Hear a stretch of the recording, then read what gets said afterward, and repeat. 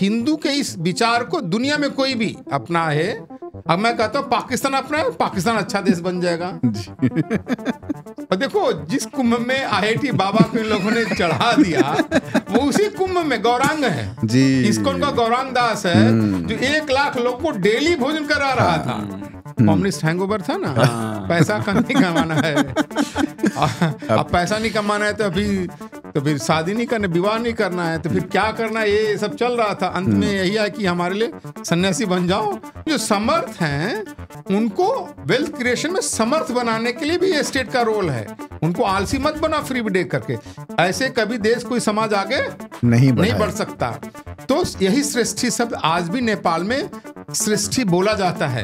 यही श्रेष्ठी शब्द संस्कृत का पंजाब में सेठी हो गया, राजस्थान में सेठ जी हो गया, और गुजरात में सेठ हो गया है, जिसको आज हमारे लोग नहीं समझते ना, कहते हैं आपस में राजा लड़ते थे, गलत बात है। ये राजाओं की प्रैक्टिस मैच था ना, नहीं लड़ोगे, प्रैक्टिस नहीं करोगे तो आप लड़ कैसे पाओगे? सही बात।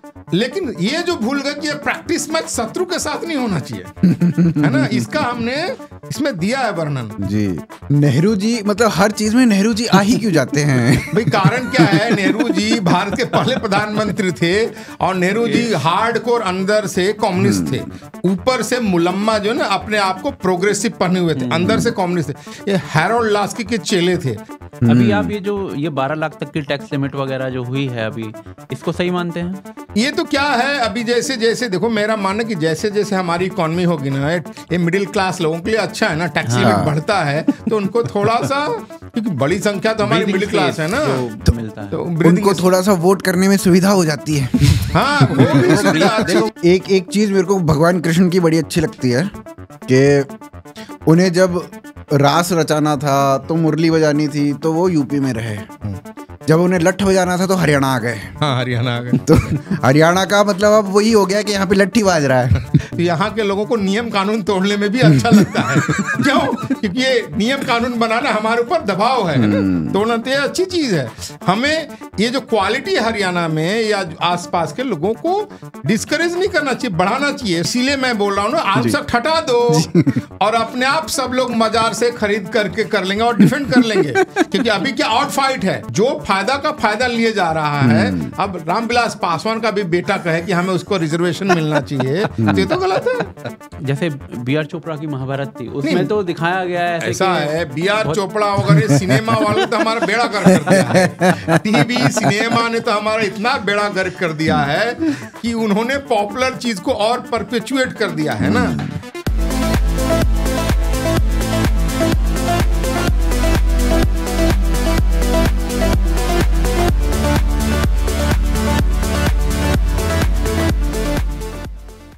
तो नमस्कार दोस्तों, स्वागत है आपका AKTK के पॉडकास्ट चैनल पर। बहुत दिनों बाद मैं इस पॉडकास्ट को कर रहा हूँ, नहीं तो गर्वित संभालता है संचालक के रूप में। आज मैं इस चीज़ को कर रहा हूँ क्योंकि मेरे पास टाइम नहीं था, इसी के पास टाइम था। तो इसलिए यही कर।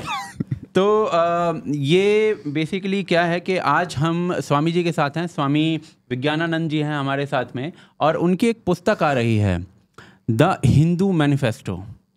स्वामी जी, मैं एक्चुअली में स्टार्ट तो किसी और चीज़ से करना चाहता था, पर हमने ये एक्चुअली में सुना है कि पहले मैं आपको इनका थोड़ा सा इंट्रोडक्शन दे देता हूँ। स्वामी सबको, आप दोनों भाइयों को नमस्ते भाई। प्रणाम। तो स्वामी जी जो हैं वो IIT से पास आउट हैं, B.Tech, और उसके बाद इन्होंने संन्यास दीक्षा ली।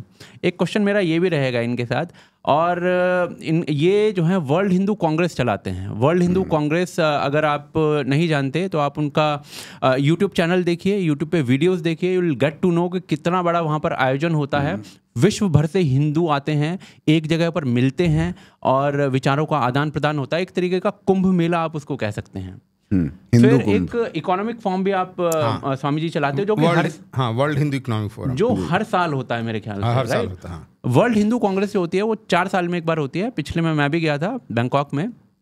अमेजिंग एक्सपीरियंस, मैं बता नहीं सकता। वो देखकर मैं कितना खुश था, क्योंकि हिंदू समुदाय एक ऐसा समुदाय है जिसमें बोला जाता है कि वो एक गली में इकट्ठे नहीं, और इस टाइप के मैंने मुहावरे सुने हैं अपने समाज में।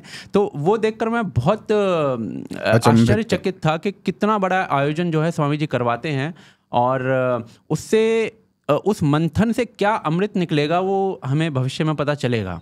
तो Swami ji first of all तो thank you very much for coming here and हमें अपना आशीर्वाद देने के लिए। बाकी मैं एक्चुअली में ये बुक का जो आपने टाइटल रखा है द हिंदू मैनिफेस्टो, ये पार्टीज के मैनिफेस्टो मैंने सुने थे, हिंदू मैनिफेस्टो से आपका क्या मतलब है इसमें? ऐसा है कि देखो, जब मैं गुरुकुल में पढ़ रहा था ना, शास्त्र अध्ययन कर रहा था, तो शास्त्र अध्ययन करते, क्योंकि मैं ऐसे बैकग्राउंड से आया था, मॉडर्न एजुकेटेड से आकर के मैं गुरुकुल में पढ़ा, शास्त्र अध्ययन किया, तो मुझे लगा रे शास्त्रों में तो बहुत ही रिलेवेंट कंटेम्परेरी बातें हैं जो आज भी यूजफुल है ना।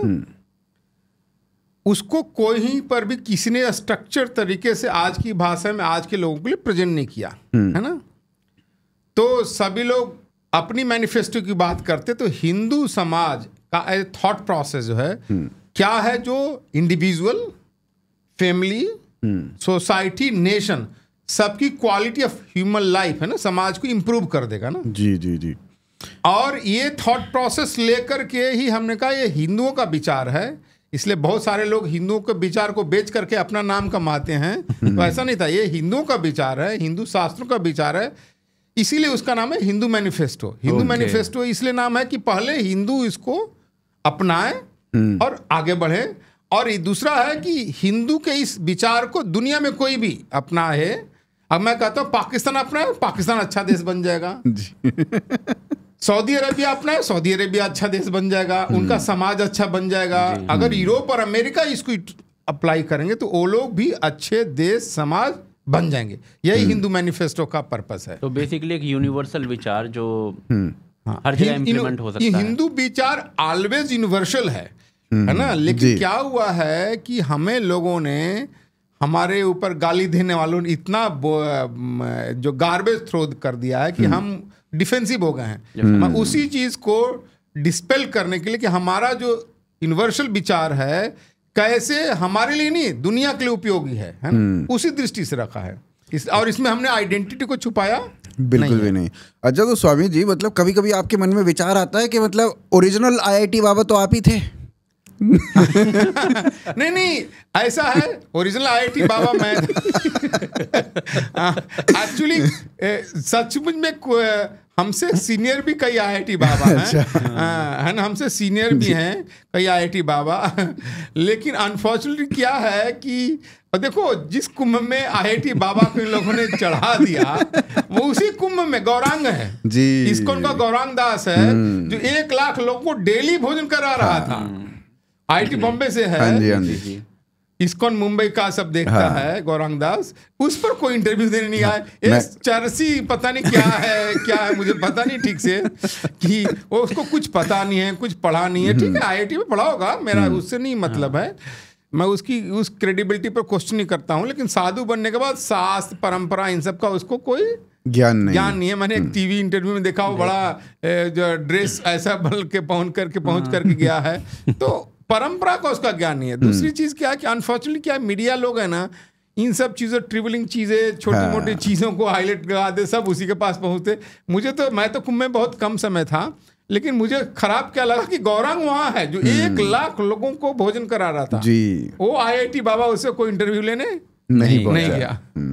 तो स्वामी जी देखिए, इसमें ना ये भी बड़ा इंटरेस्टिंग है कि जब एक व्यक्ति जो होता है वो आईआईटी से पास आउट होता है, वो ज़्यादातर मैकेंजी जैसी बड़ी बड़ी कंपनियों में काम कर रहा है, घर बार चला रहा है, अच्छे पैसे कमा रहा है, सारी चीज़ें जिसे हम माया बोलते हैं, उसको जिसको हम भोग बोलते हैं, वो कर रहा है। वो अर्थ भी बोलते हैं भाई, उसमें अर्थ बोलते हैं, राइट। अर्थ के भी अपना इम्पोर्टेंस है। आपका ये सन्यास के प्रति एकदम से सन्यास दीक्षा लेना आईआईटी के बाद, ये मैं इसको थोड़ा सा समझना चाहता हूँ कि मन में क्या कौतूहल उत्पन्न होता है उस समय? नहीं, ऐसा था कि हम जैसे सामान्य विद्यार्थी के, हम भी पढ़ते थे कॉलेज में ना, इंस्टीट्यूट में पढ़ते थे।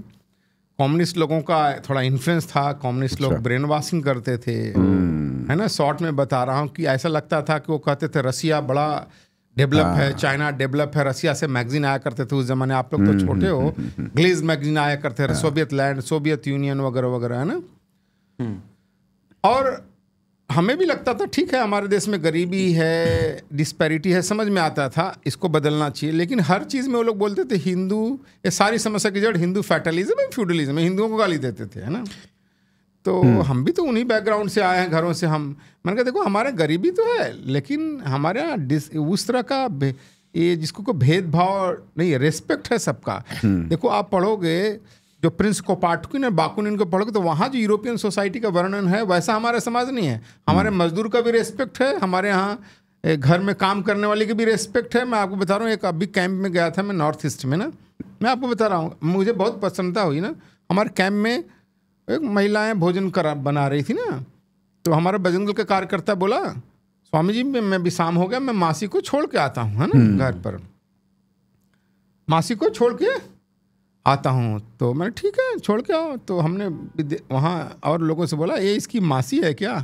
बोला नहीं, यहाँ सभी जो भोजन बनाने वाली गांव की महिलाएं आती हैं उनको हम मासी ही बोलते हैं। तो मुझे बहुत अच्छा लगा कि जो हम बचपन में सीखे थे वो परंपरा अभी भी नष्ट नहीं हुई है। मैंने कभी लिखा था कि तुम हमें बुरा भला कहते हो पर हम तो वो हैं जो बिल्ली को भी मौसी बोल जाते हैं। हाँ, बिल्ली को भी मौसी बोलते हैं, हर चीज में रिलेशनशिप है। चंद्रमा को हम मामा बोलते हैं, वही तो ये वैल्यू सिस्टम है। फिर क्या हुआ कि जब वहाँ उस समय एक एंटी कम्युनिस्ट लीग भी चलता था कलकत्ता से, उनकी पुस्तकें आती थी तो उनमें पढ़ा कि भाई ग्रेट लीप फॉरवर्ड और कल्चरल रिवॉल्यूशन में चाइना में इतने लोगों को मार दिया। उस समय तो डेटा कम था, आज तो आ गया 60 मिलियन लोग मारे गए हैं ना। रसिया में इतने लोगों को मार दिए। तो मन में आया कि भाई ये तो इनको तो चैलेंज करना चाहिए। अब चैलेंज करना चाहिए तो हम लोग तो विद्यार्थी थे, तो पढ़ना शुरू किए। जब पढ़ना शुरू किए तो हम लोग का दिमाग खुलने लगा कि भाई हमारे पूर्वजों ने ये सब बहुत सारा काम किया है, तो इसको भी करना चाहिए। हालांकि मैं राष्ट्रीय स्वयंसेवक संघ का प्रथम वर्ष द्वितीय वर्ष शिक्षित स्वयंसेवक था। अच्छा। इन सब चीज़ों के बाद में कहीं ना कहीं मन में जो हैंगओवर होता है तो दिमाग में था कि भाई पैसा नहीं कमाना है ना। कम्युनिस्ट हैंगओवर था ना, पैसा नहीं कमाना है। अब पैसा नहीं कमाना है तो फिर शादी नहीं करना, विवाह नहीं करना है, तो फिर क्या करना है, ये सब चल रहा था। अंत में यही है कि हमारे लिए सन्यासी बन जाओ और थोड़ा ज्ञान प्राप्त करो और फिर परंपरा की सेवा करो। तो अभी स्वामी जी आपने बोला कि पैसा नहीं कमाना है, ये विचार पीयूष मिश्रा को भी डाला गया था कम्युनिस्ट विचारधारा के द्वारा कि पैसा नहीं कमाना है, कुछ नहीं होता है पैसा, और खूब उसको रगड़ा गया बेचारे को। 20-25 साल उससे खूब काम लिया गया और मतलब he is a brilliant writer. तो पीयूष मिश्रा का अभी लल्लन टॉप पे इंटरव्यू था जिसमें उसने कहा कि भाई कम्युनिस्ट विचारधारा ने मुझे क्या दिया, मेरे माँ बाप भूखे मर गए, मेरा परिवार भूखा मर गया, मैं अल्कोहलिक हो गया, कुछ नहीं मिला मुझे उस विचारधारा से। मैं अगर 2 वक्त की रोटी कमा और अब मैं खूब पैसा कमाऊंगा, मतलब उस विचारधारा से निकल के मैं खूब पैसा कमाऊंगा। तो हमारा जो विचार है, हमारे जो दर्शन हैं, उसमें अर्थ जो है वो एक बहुत इंपॉर्टेंट एस्पेक्ट है, क्योंकि अर्थ के बिना धर्म नहीं हो सकता। यही तो है हिंदू मैनिफेस्टो में। हिंदू मैनिफेस्टो का सूत्र क्या, मैं हिंदू मैनिफेस्टो को किस तरह से स्ट्रक्चर किया हूँ। शास्त्रों से 8 सूत्र निकालें कि हमारी ऋषि परंपरा थी ना, सारे दर्शन सूत्र में है, पाणिनि का अष्टाध्यायी सूत्र में, कि सूत्र में कम में बहुत सारा चीज समाहित हो जाता है, बाद में तो कमेंट्री करते रहो। तो हमने पहला सूत्र है इसका, धर्मस्य मूलम अर्थ, एक कौटिल्य का सूत्र। दूसरा सूत्र है ना, कौटिल्य क्या कहता है, सुखस्य मूलम धर्म, धर्मस्य मूलम अर्थ, है ना, अर्थस्य मूलम राज्यम। तो दूसरा सूत्र, तो पहला सूत्र इसमें हमने रखा प्रोस्पेरिटी, पहला सूत्र का धर्म से मूलम अर्थ है ना, प्रॉस्पेरिटी फॉर ऑल। यानी हिंदू क्या चाहता है, सभी लोग संपन्न हो, कोई गरीब ना रहे। हमने गरीबी को कभी कंडेम नहीं किया, तो लेकिन गरीबी को सेलिब्रेट भी नहीं किया है। हम तो इसमें पहला चीज है, इसमें शुरुआत में इतना दिया है शास्त्रों से, अर्थ का क्या महत्व है, अर्थ क्यों महत्वपूर्ण है, यही दिया है। फिर उसके बाद दिया अर्थ कैसे उपार्जन होता है, जो आज भी कंटेम्पररी चीज है। बोला है सत्वम ही मूलम अर्थस्य, पैसा कैसे कमाया जाता है, उसमें करेज जो है ना सबसे बड़ी चीज है वेल्थ क्रिएट करने में, जिसको कहता है इकोनॉमिक्स में कहता है प्रॉफिट क्या है, risk taking capability of the businessman, है ना। लक्ष्मी कहती ना अकर्मणी बसामी, मैं आलसी के घर में नहीं रहती। ये एक चीज है, इन सब चीजों को दिया है। फिर हमने क्या दिया है कि पुराने जमाने में भी स्टेट का क्या रोल है, बोला ना, सुखस्य मूलम धर्म, धर्म से मूलम अर्थस्य मूलम राज्यम, राज्य व्यवस्था कैसी, उसका क्या रोल है वेल्थ क्रिएशन में। क्योंकि law and order policy framework अच्छा नहीं होगा तो वेल्थ क्रिएट नहीं होगा। तो इसके अंदर ये भी दिया टैक्सेशन सिस्टम क्या होना चाहिए। टैक्सेशन के बारे में वेद व्यास जी बहुत अच्छा लिखते, कहते टैक्सेशन क्या है, जैसे समुद्र से पानी ऊपर ले जाता है सोख करके, फिर वापस फर्टिलाइजिंग रेन के रूप में, बारिश के रूप में वापस कर देता है। वैसे ही समाज से, बिजनेसमैन से, जनता से थोड़ा थोड़ा करके स्टेट वाष्पीकरण होना चाहिए। हाँ, ले और डेवलपमेंट के नाम पर, सिक्योरिटी के नाम पर, हेल्थ केयर, एजुकेशन काम को इसको वापस कर दे। कितनी अच्छी बात है। देखो इसमें लिखा दिया है, कहते टैक्सेशन क्या है, पहले कॉस्ट, रॉ मटेरियल का कॉस्ट कैलकुलेट करो, ट्रांसपोर्टेशन कॉस्ट क्या है उसका कॉस्ट करो, मैन्युफैक्चरिंग कॉस्ट क्या है उसको देखो, टेक्नोलॉजी उसमें कौन सा यूज़ किया उसको देखो, फिर इन सब चीज़ों को सेल्स पर्पस को देखो, उसके बाद देखो बिजनेसमैन का उसमें सर्वाइवल है कि नहीं, इन सारे चीज को कंसीडर करते टैक्स लगाओ। राइट। फिर टैक्सेशन में का 16% से ज्यादा कभी टैक्स नहीं लगाओ, नहीं तो दूसरे जगह भाग जाएंगे। जिसको आज भी हम कहते हैं ना, मॉडर्न टाइम में टेक्नोलॉजी, टैलेंट और कैपिटल को आप अट्रैक्ट कर सकते हो, कंट्रोल नहीं कर सकते हो। बहुत इंपॉर्टेंट चीज एक बात रखा है। देखो आज जो कम्युनिस्टों ने क्या है, किसानों और बिजनेसमैन को लड़ा दिया है। हमारे पुराने में कहा नहीं, गोमिनो धनिनस चाहिए वो परिपाल्या, व्यापारी और किसान दोनों को स्टेट का रोल है, इनको लुक आफ्टर करो, ध्यान रखो। अगर एक, क्योंकि एक वेल्थ जनरेट करने वाला है और एक फूड उत्पन्न करने वाला है, तो दोनों को लुक आफ्टर करो। फिर कहता है दोनों को जनरेशनली लोन अगर दो, किसान को तो कह 1% लोन दो, है ना। फिर ये भी कहता है कि किसान और व्यापारी किसी कारण से डिस्ट्रेस में आ जाते हो तो स्टेट उनका लुक आफ्टर करे। फिर कहता है कि नहीं, अगर कभी स्टेट डिस्ट्रेस में आता तो एक किसान व्यापारी इनका स्टेट का भी लुक आफ्टर करें। फिर किसान को कहता है जब आप स्टेट से लोन लेते हो धीरे धीरे आप रीपे करो। इन सब चीजों का हमने इसके अंदर वर्णन दिया है। तो स्वामी जी, मैं एक्चुअली में इसको अगर आज के पर्सपेक्टिव में अगर जानना चाहूँ, आज हम देखते हैं कि जैसे बहुत सारी गवर्नमेंट्स हैं, बहुत सारी सरकारें हैं, जैसे इवन दिल्ली के बारे में ये बहुत फेमस रहता था कि फ्रीबीज जो होती थी, फ्रीबीज बहुत ज़्यादा चला करती थी दिल्ली सरकार में, जो पिछली सरकार थी। और ऑलमोस्ट एवरी गवर्नमेंट, जिसे कहते हैं स्टेट गवर्नमेंट, वो आज फ्रीबीज पे चल रही है। देखो क्या है कि ये फ्रीबी से कोई भी देश समाज कभी आगे नहीं बढ़ेगा।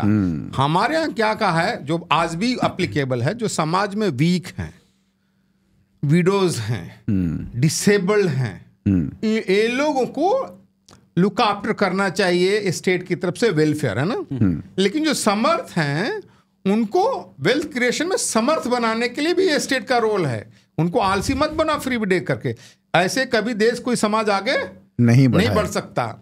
इसीलिए इन सब चीज़ों का हमने वो वर्णन दिया। मैंने फ्रीबी की चर्चा नहीं की, लेकिन स्टेट का रोल दिया है। और अंत में लोग पूछेंगे कि आप हिंदू लोग इतनी बड़ी बड़ी बातें करते हो, क्योंकि चैप्टर तो पूरा यूनिवर्सल है जी।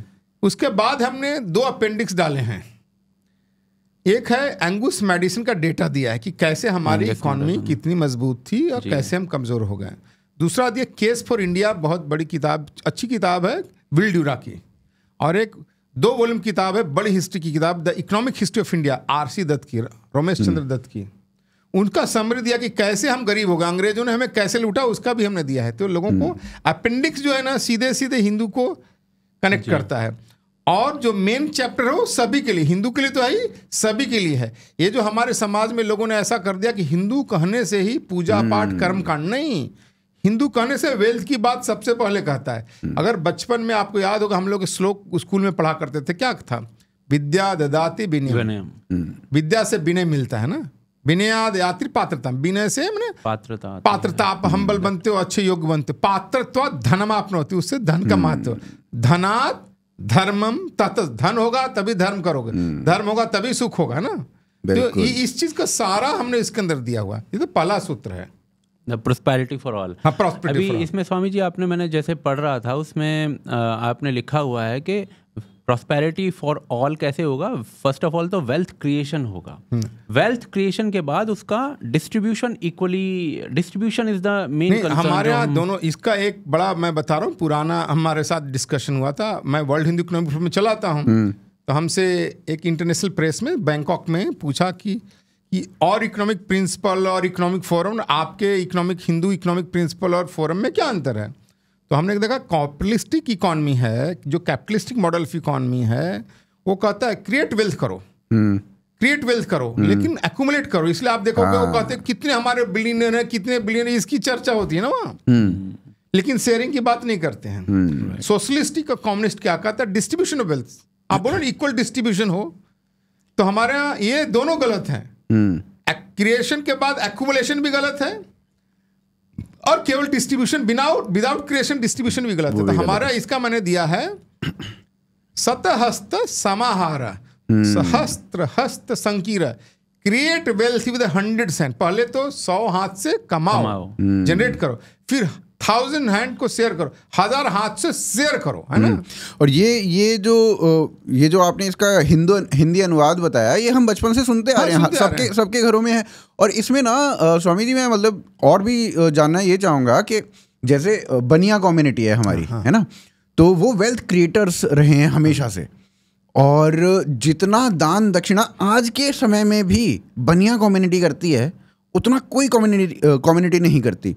या फिर जैसे हम इनकी बात करें, शेट्टीज की बात करें, या पंजाब में सेठी हो गए यहाँ पे। इसका भी मैंने इसमें पुस्तक में दिया हुआ है कि देखो हमारी पुरानी परंपरा क्या थे, बिजनेसमैन को हमारे यहाँ श्रेष्ठी शब्द बोला, अंग्रेजी संस्कृत में श्रेष्ठी शब्द। एग्जैक्टली, देखो श्रेष्ठी माने अच्छे लोग हैं, वेल्थ क्रिएट, इनको रेस्पेक्ट मिलना चाहिए ना।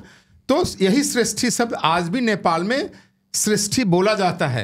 यही श्रेष्ठी शब्द संस्कृत का पंजाब में सेठी हो गया, सेठी हो गया, राजस्थान में सेठ जी हो गया, और गुजरात में सेठ हो गया है, और जो कोंकण बिलाग, मुंबई, कर्नाटका, गोवा में सेठी हो गया, यही शब्द तमिलनाडु में चेट्टी हो गया है। कमाल की बात बताई। ये इस शास्त्र में मैंने इसका वर्णन दिया कि देखो, क्योंकि वेल्थ क्रिएटर को क्यों वेल्थ क्रिएट करेगा, तुम रोज उसको गाली दोगे तो क्यों क्रिएट करेगा। बिल्कुल। ये हमारी परंपरा थी। इसमें हमने ये भी दिया है, शास्त्र कहता है कि वेल्थ का एक्सप्लॉयटेशन नहीं होना चाहिए, किसी के भी वेल्थ का एक्सप्लॉयटेशन नहीं होना चाहिए। मैंने कहा ये अगेंस्ट कैपिटलिस्टिक एक्सप्लॉयटेशन के विरुद्ध है, यानी किसी भी व्यक्ति का, इंडिविजुअल समाज का कैपिटलिस्टिक एक्सप्लॉयटेशन नहीं होना चाहिए।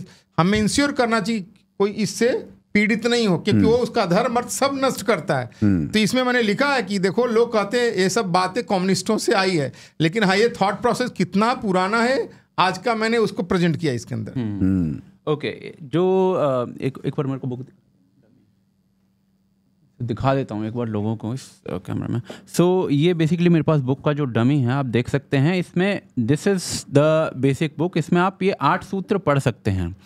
इनको डिटेल में पढ़ने के लिए आपको ये बुक परचेज़ करनी पड़ेगी, जिसका लिंक मैं डिस्क्रिप्शन और पिन कमेंट में दे रहा हूँ। और मेरे विचार में ये बुक हर हिंदू को ज़रूर पढ़नी है। यूनिवर्सल बुक है, कोई भी पढ़ सकता है, बट आप इसको ज़रूर पढ़िए।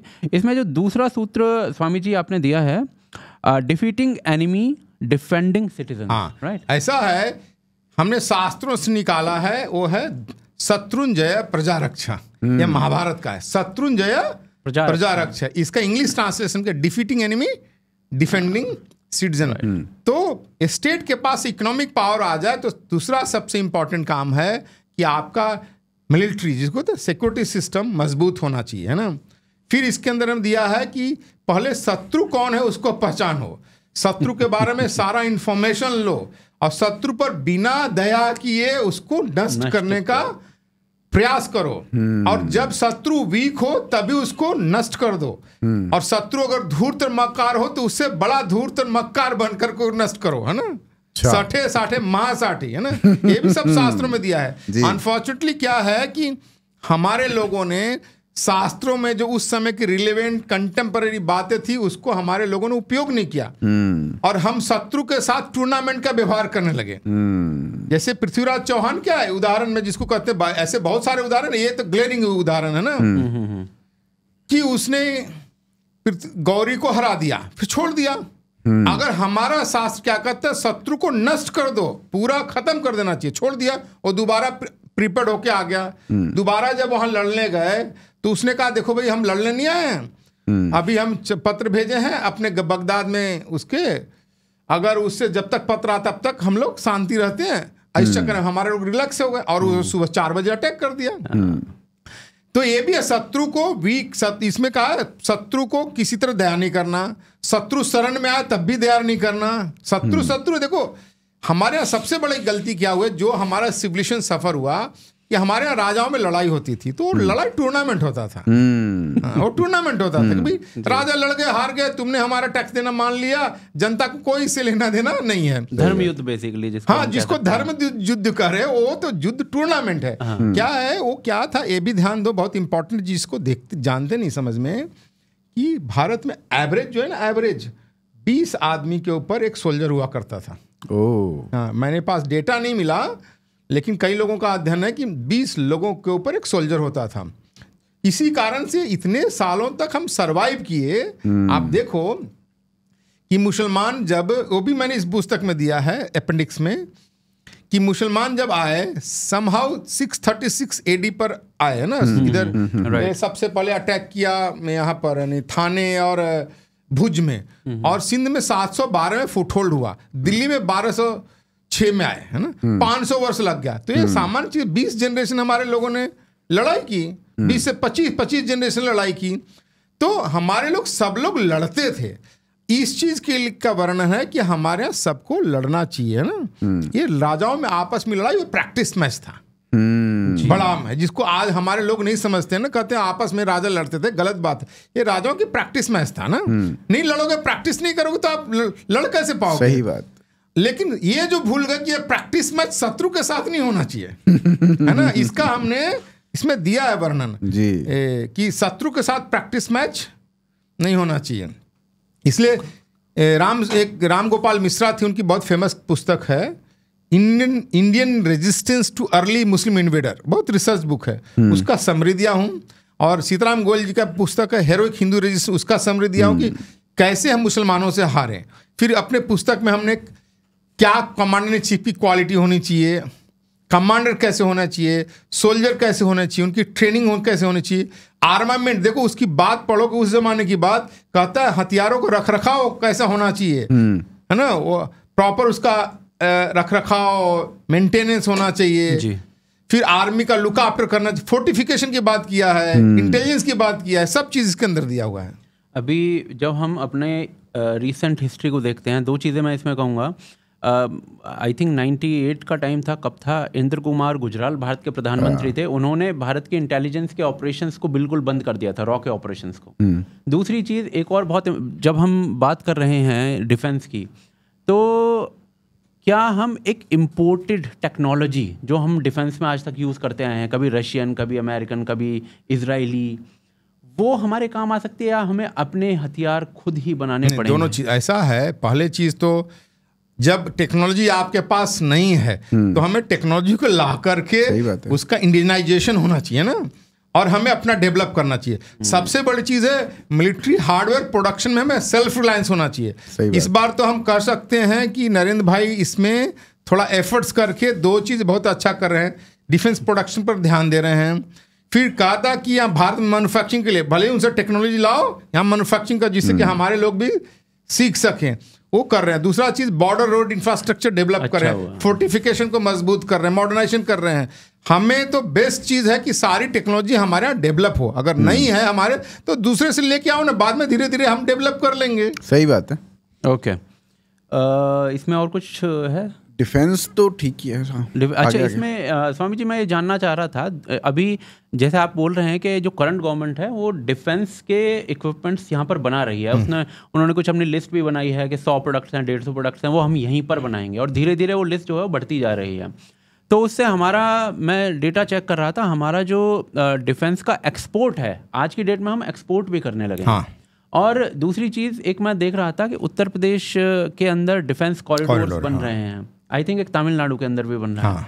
तो डू यू थिंक कि ये ही मॉडल सक्सेसफुल है?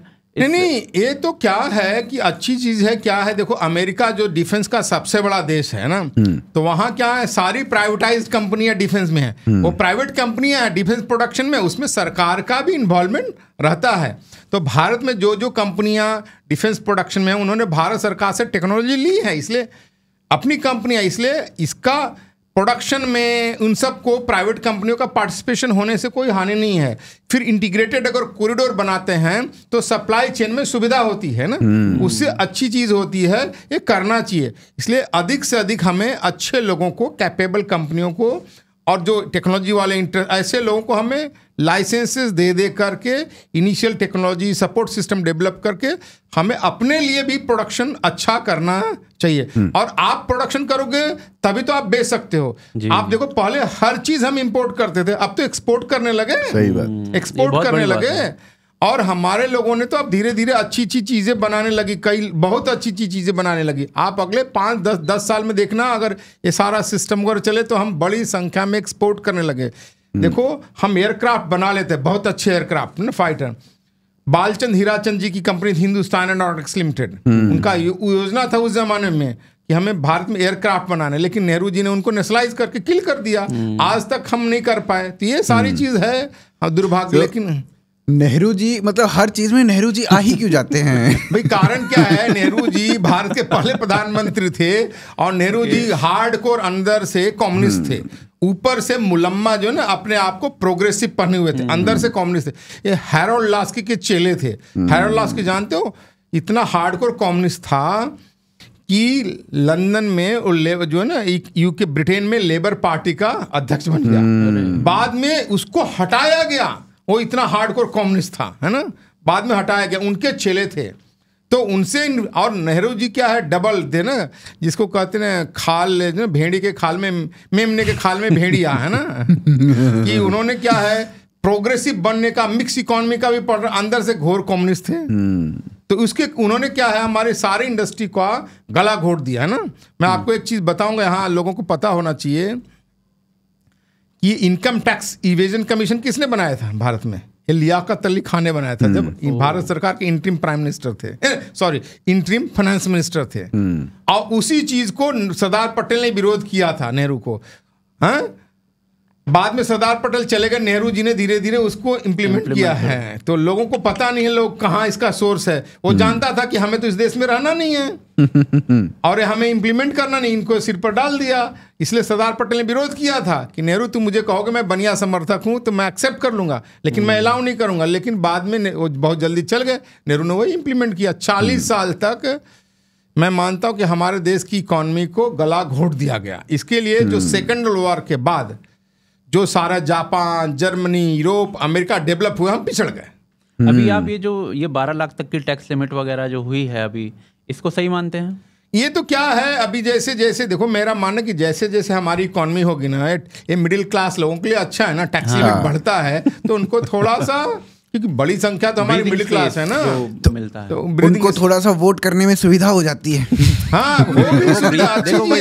ये मिडिल क्लास देखो, समाज का बैकबोन मिडिल क्लास है, तो मिडिल क्लास को हर तरह की सुविधा मिलनी चाहिए जिससे कि थोड़ा ग्रोथ करे। और मैं बोला कि जैसे जैसे और ग्रोथ होगा ना, क्या कि अभी देखो जैसे आपने फ्रीबी के चक्कर में कहा, तो हमारी बहुत सारे इकॉनमी का बहुत सारा वेस्ट इन सब चीज़ों में जाता है।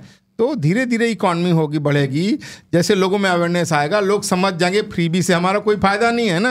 जैसे मैं आपको बता रहा हूँ, तमिलनाडु में एक था कि पहले तो शराब खूब बेच रहे थे वहाँ पर, शराब बेच करके उनके हस्बैंड लोगों का पैसा जो कमाते थे वो बर्बाद करवा देते थे, बीमारी में नष्ट हो जाता था। अब पीछे से अम्मा किचन चलाया जाता था, है ना, इडली सस्ती मिलती थी, है ना।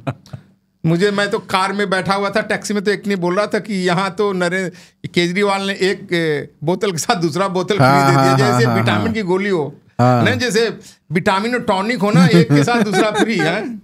टीवी फ्री मिले हैं, टीवी, ये आई थिंक जयललिता की वहाँ उन लोग टीवी वगैरह सब फ्री में बांटते थे, साड़ी वो वेष्टी बोलते हैं क्या, धोती जो होती है वहाँ की। नहीं, ये सब चीजें से आप समाज को वीक कर रहे हो, बिल्कुल पैरासाइट बना रहे हो, है ना। समाज को समर्थ बनाना चाहिए, यही इस पुस्तक में हमने दिया है।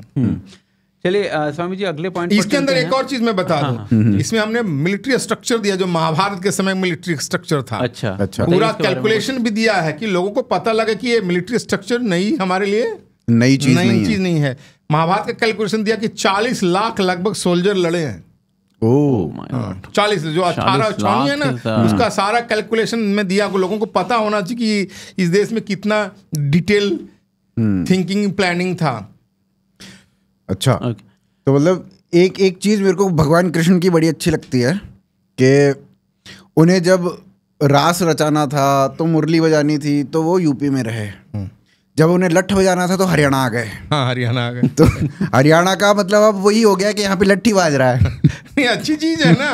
वो क्या है कि ये इलाका प्लेन था ना, ये लड़ाई के लिए तो क्या है ये सब प्लेन में ही होगा ना, अप एंड डाउन में तो नहीं चलेगा ना। कभी कुरुक्षेत्र आ गया, कभी पानीपत आ पानीपत गया। प्लेन था, ये सारा इलाका जी। प्लेन था। तो उस जमाने के जो लड़ाई होते थे उसके लिए ज्यादा सुविधाजनक। थाने सर भी हैं। थाने सर भी कुरुक्षेत्र ही तो है, कुरुक्षेत्र को थाने सर कहते हैं। ये मतलब पानीपत की 3 लड़ाई हुई, मतलब मराठे वहां से आ रहे हैं, कोई कहां से आ रहा है और लड़े कहां, हरियाणा में। हाँ, हरियाणा के आदमी अब लड़ ही रहे हैं। नहीं, इसके कारण जानते हो हरियाणा में आज भी लोगों में लड़ने की प्रवृत्ति है। और सबसे बड़ी चीज है ना, क्योंकि ये इलाका रिबेल रहा है, रिबेल रहा है ना, क्योंकि दिल्ली सल्तनत का विरोध में रिबेल रहा है। तो यहाँ के लोगों को नियम कानून तोड़ने में भी अच्छा लगता है। क्यों? क्योंकि ये नियम कानून बनाना हमारे ऊपर दबाव है, तोड़ना तो ये अच्छी चीज है।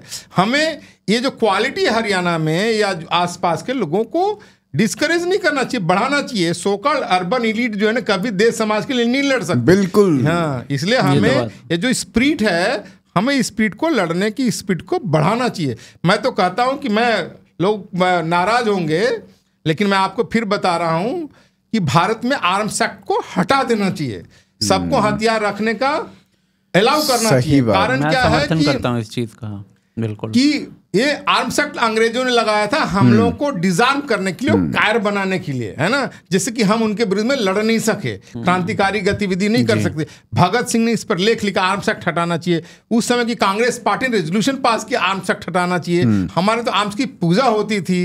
ये जब से ये हम लोगों ने सरकार के नियम कानून पालन करने लगे, तब से देखो जो अवैध बदमाश लोग हैं, माफिया करने वाले, दंगे फसाद करने वाले जिहादी लोग, उनके पास तो खूब हथियार हैं। जो धर्म को मानने वाले हैं, बड़े डिसिप्लिन लोग, उनके हाथ तो छुरी चाकू के अलावा और कुछ मिलता नहीं है। सही बात। आप अगर देखोगे तो पुराने जितने भी थे, या फिर हम अपने भगवान को भी देख लें तो राम जी के हाथ में, एक हाथ में तो धनुष मिलेगा ही ना। हाँ। और या फिर कृष्ण जी को भी देख ले तो उनके पास भी सुदर्शन मिलेगा ही, या दुर्गा माता को देख ले तो त्रिशूल मिलेगा ही। तो वो बिना हथियारों के, बिना अस्त्रों के, शस्त्रों के। इसलिए मैं बोल रहा हूँ ना कि भारत को अगर मजबूत करना है तो आर्म्स एक्ट हटाओ। मैं तो आज 30 साल से बोल रहा हूँ कि आर्म्स एक्ट हटाओ। आर्म्स एक्ट हट जाएगा ना, भारत अपने आप डिफेंड कर लेगा। ये सारे दंगा फसाद करने वाले, लॉ एंड ऑर्डर की समस्या नहीं होगा, अपने आप ठीक हो जाएंगे। हिंदू समाज उनसे डील कर लेगा। आज तो थोड़ी सी समस्या ये हो गई है कि इसमें मेरे को एक चीज और याद आती है कि मतलब जो जाट कम्युनिटी है, जब मेरे तो बहुत मित्र हैं, तो उनके पास ना काफी हथियार रहते हैं और वो पुराने समय से चले आ रहे हैं। वो पुरानी है। सभी पहले भारत के अंदर हर घर में होता था। क्या ब्राह्मण, क्या राजपूत, क्या जाट, क्या गुजर, क्या बनिया, यहाँ तक जितने देखोगे ना, हर जाति के हथियार की तरह पूजा होती थी। विजयादशमी क्या है जी, विजयादशमी में हथियार की पूजा होती थी। जी जी जी। नहीं, मेरा वो था कि 2013 में वो अपने आप को डिफेंड कर पाए, वो केवल यही कारण था कि उनके पास शस्त्र थे। 2013 में जो मुजफ्फरनगर में दंगे हुए, उनका डिफेंड करने का एकमात्र कारण यही था कि शस्त्र। इसीलिए मैं बोल रहा हूँ ना, आर्म्स एक्ट हटा दो और अपने आप सब लोग मजार से खरीद करके कर लेंगे और डिफेंड कर लेंगे। क्योंकि अभी क्या आउट फाइट है, जो नियम कानून को नहीं पालन करते, बदमाश लोग, माफिया, गुंडा, दंगा फसादी करने का हथियार है। जो अच्छे लोगों के पास हथियार नहीं है, मैं कहता हूँ अच्छे लोगों के पास पहुंचा दो हथियार। आपको उसमें कुछ करना नहीं। एक जैसे बहुत सारे आपने हटाए, आर्टिकल 370 हटा, है ना, अब सीए और कई सारे नियम हटे, तो ये भी आर्टिकल क्या है, अभी वक्फ का संशोधन हुआ है। जैसे भी हम कहते हैं आर्म्स एक्ट भी हटा दो, है ना, 1871 का आर्म्स एक्ट अंग्रेजों ने जाएगा, उसको हटा दो। देखो हिंदू समाज रक्षा हो जाएगा। I think it's a good topic for a video. It's a good topic for a video, but इसमें जो डिबेट है ना, फिर दूसरा साइड ये बोलेगा फिर तो अमेरिका की तरह जाओ। तो अच्छी चीज है ना। अमेरिका में क्या है, अमेरिका में आप डेटा निकालो, भारत में ऐसे भी रेगुलरली डेटा निकालोगे, आपस में लड़ाई झगड़ा करके लोग बहुत मरते हैं और अमेरिका से ज्यादा मरते हैं। अमेरिका से ज्यादा मरते हैं, इसलिए अमेरिका में कम। अमेरिका में तो जितना जनता लोग ने उससे ज्यादा हथियार हैं। आम जनता के पास ज्यादा हथियार है, इसलिए वहां पर भी क्राइम जो रेट है ना, भारत के ज्यादा कम है। इसलिए मैं बोल रहा हूं कि ये जो मरना जीने के चक्कर में पड़ोगे तो यहाँ भी लोग मरते। आप डेटा निकालो, बहुत ज्यादा लोग मरते हैं। या फिर अगर हम मेवात की बात करें, जो मेवात में दंगे हुए थे, वहां पे थोड़े बहुत लोग जो बच पाए, वो केवल इस वजह से बच पाए क्योंकि गुज्जर कम्युनिटी अपने हथियार लेके पहुंच गई थी वहां। हाँ, नहीं, कारण क्या है कि यही तो दुर्भाग्य है कि हमारे अच्छे लोगों के हथियार नहीं है, चाकू छुरी सब्जी काटने वाला, और उनके पास सब चीज है, तो उससे मुकाबला करना है ना। मैं तो कहता हूँ कि by hook and crook Hindu community नियम कानून जैसे भी हो हथियार रखने चाहिए। जी, तो स्वामी जी मैं अगले पॉइंट पे चलूंगा। एक ये बहुत इंपॉर्टेंट पॉइंट है, quality education for all. Defence से आगे क्वालिटी। हाँ देखो क्या, जैसे पहला चीज है ना, इसको मैंने हिंदू मैनिफेस्टो को पहले 4 सूत्र को फाउंडेशनल सूत्र कहा है। तो पहला इकोनॉमी, दूसरा है डिफेंस, तीसरा है एजुकेशन। तो इसका सूत्र है नास्ति विद्या समम चक्षु, क्वालिटी एजुकेशन फॉर ऑल।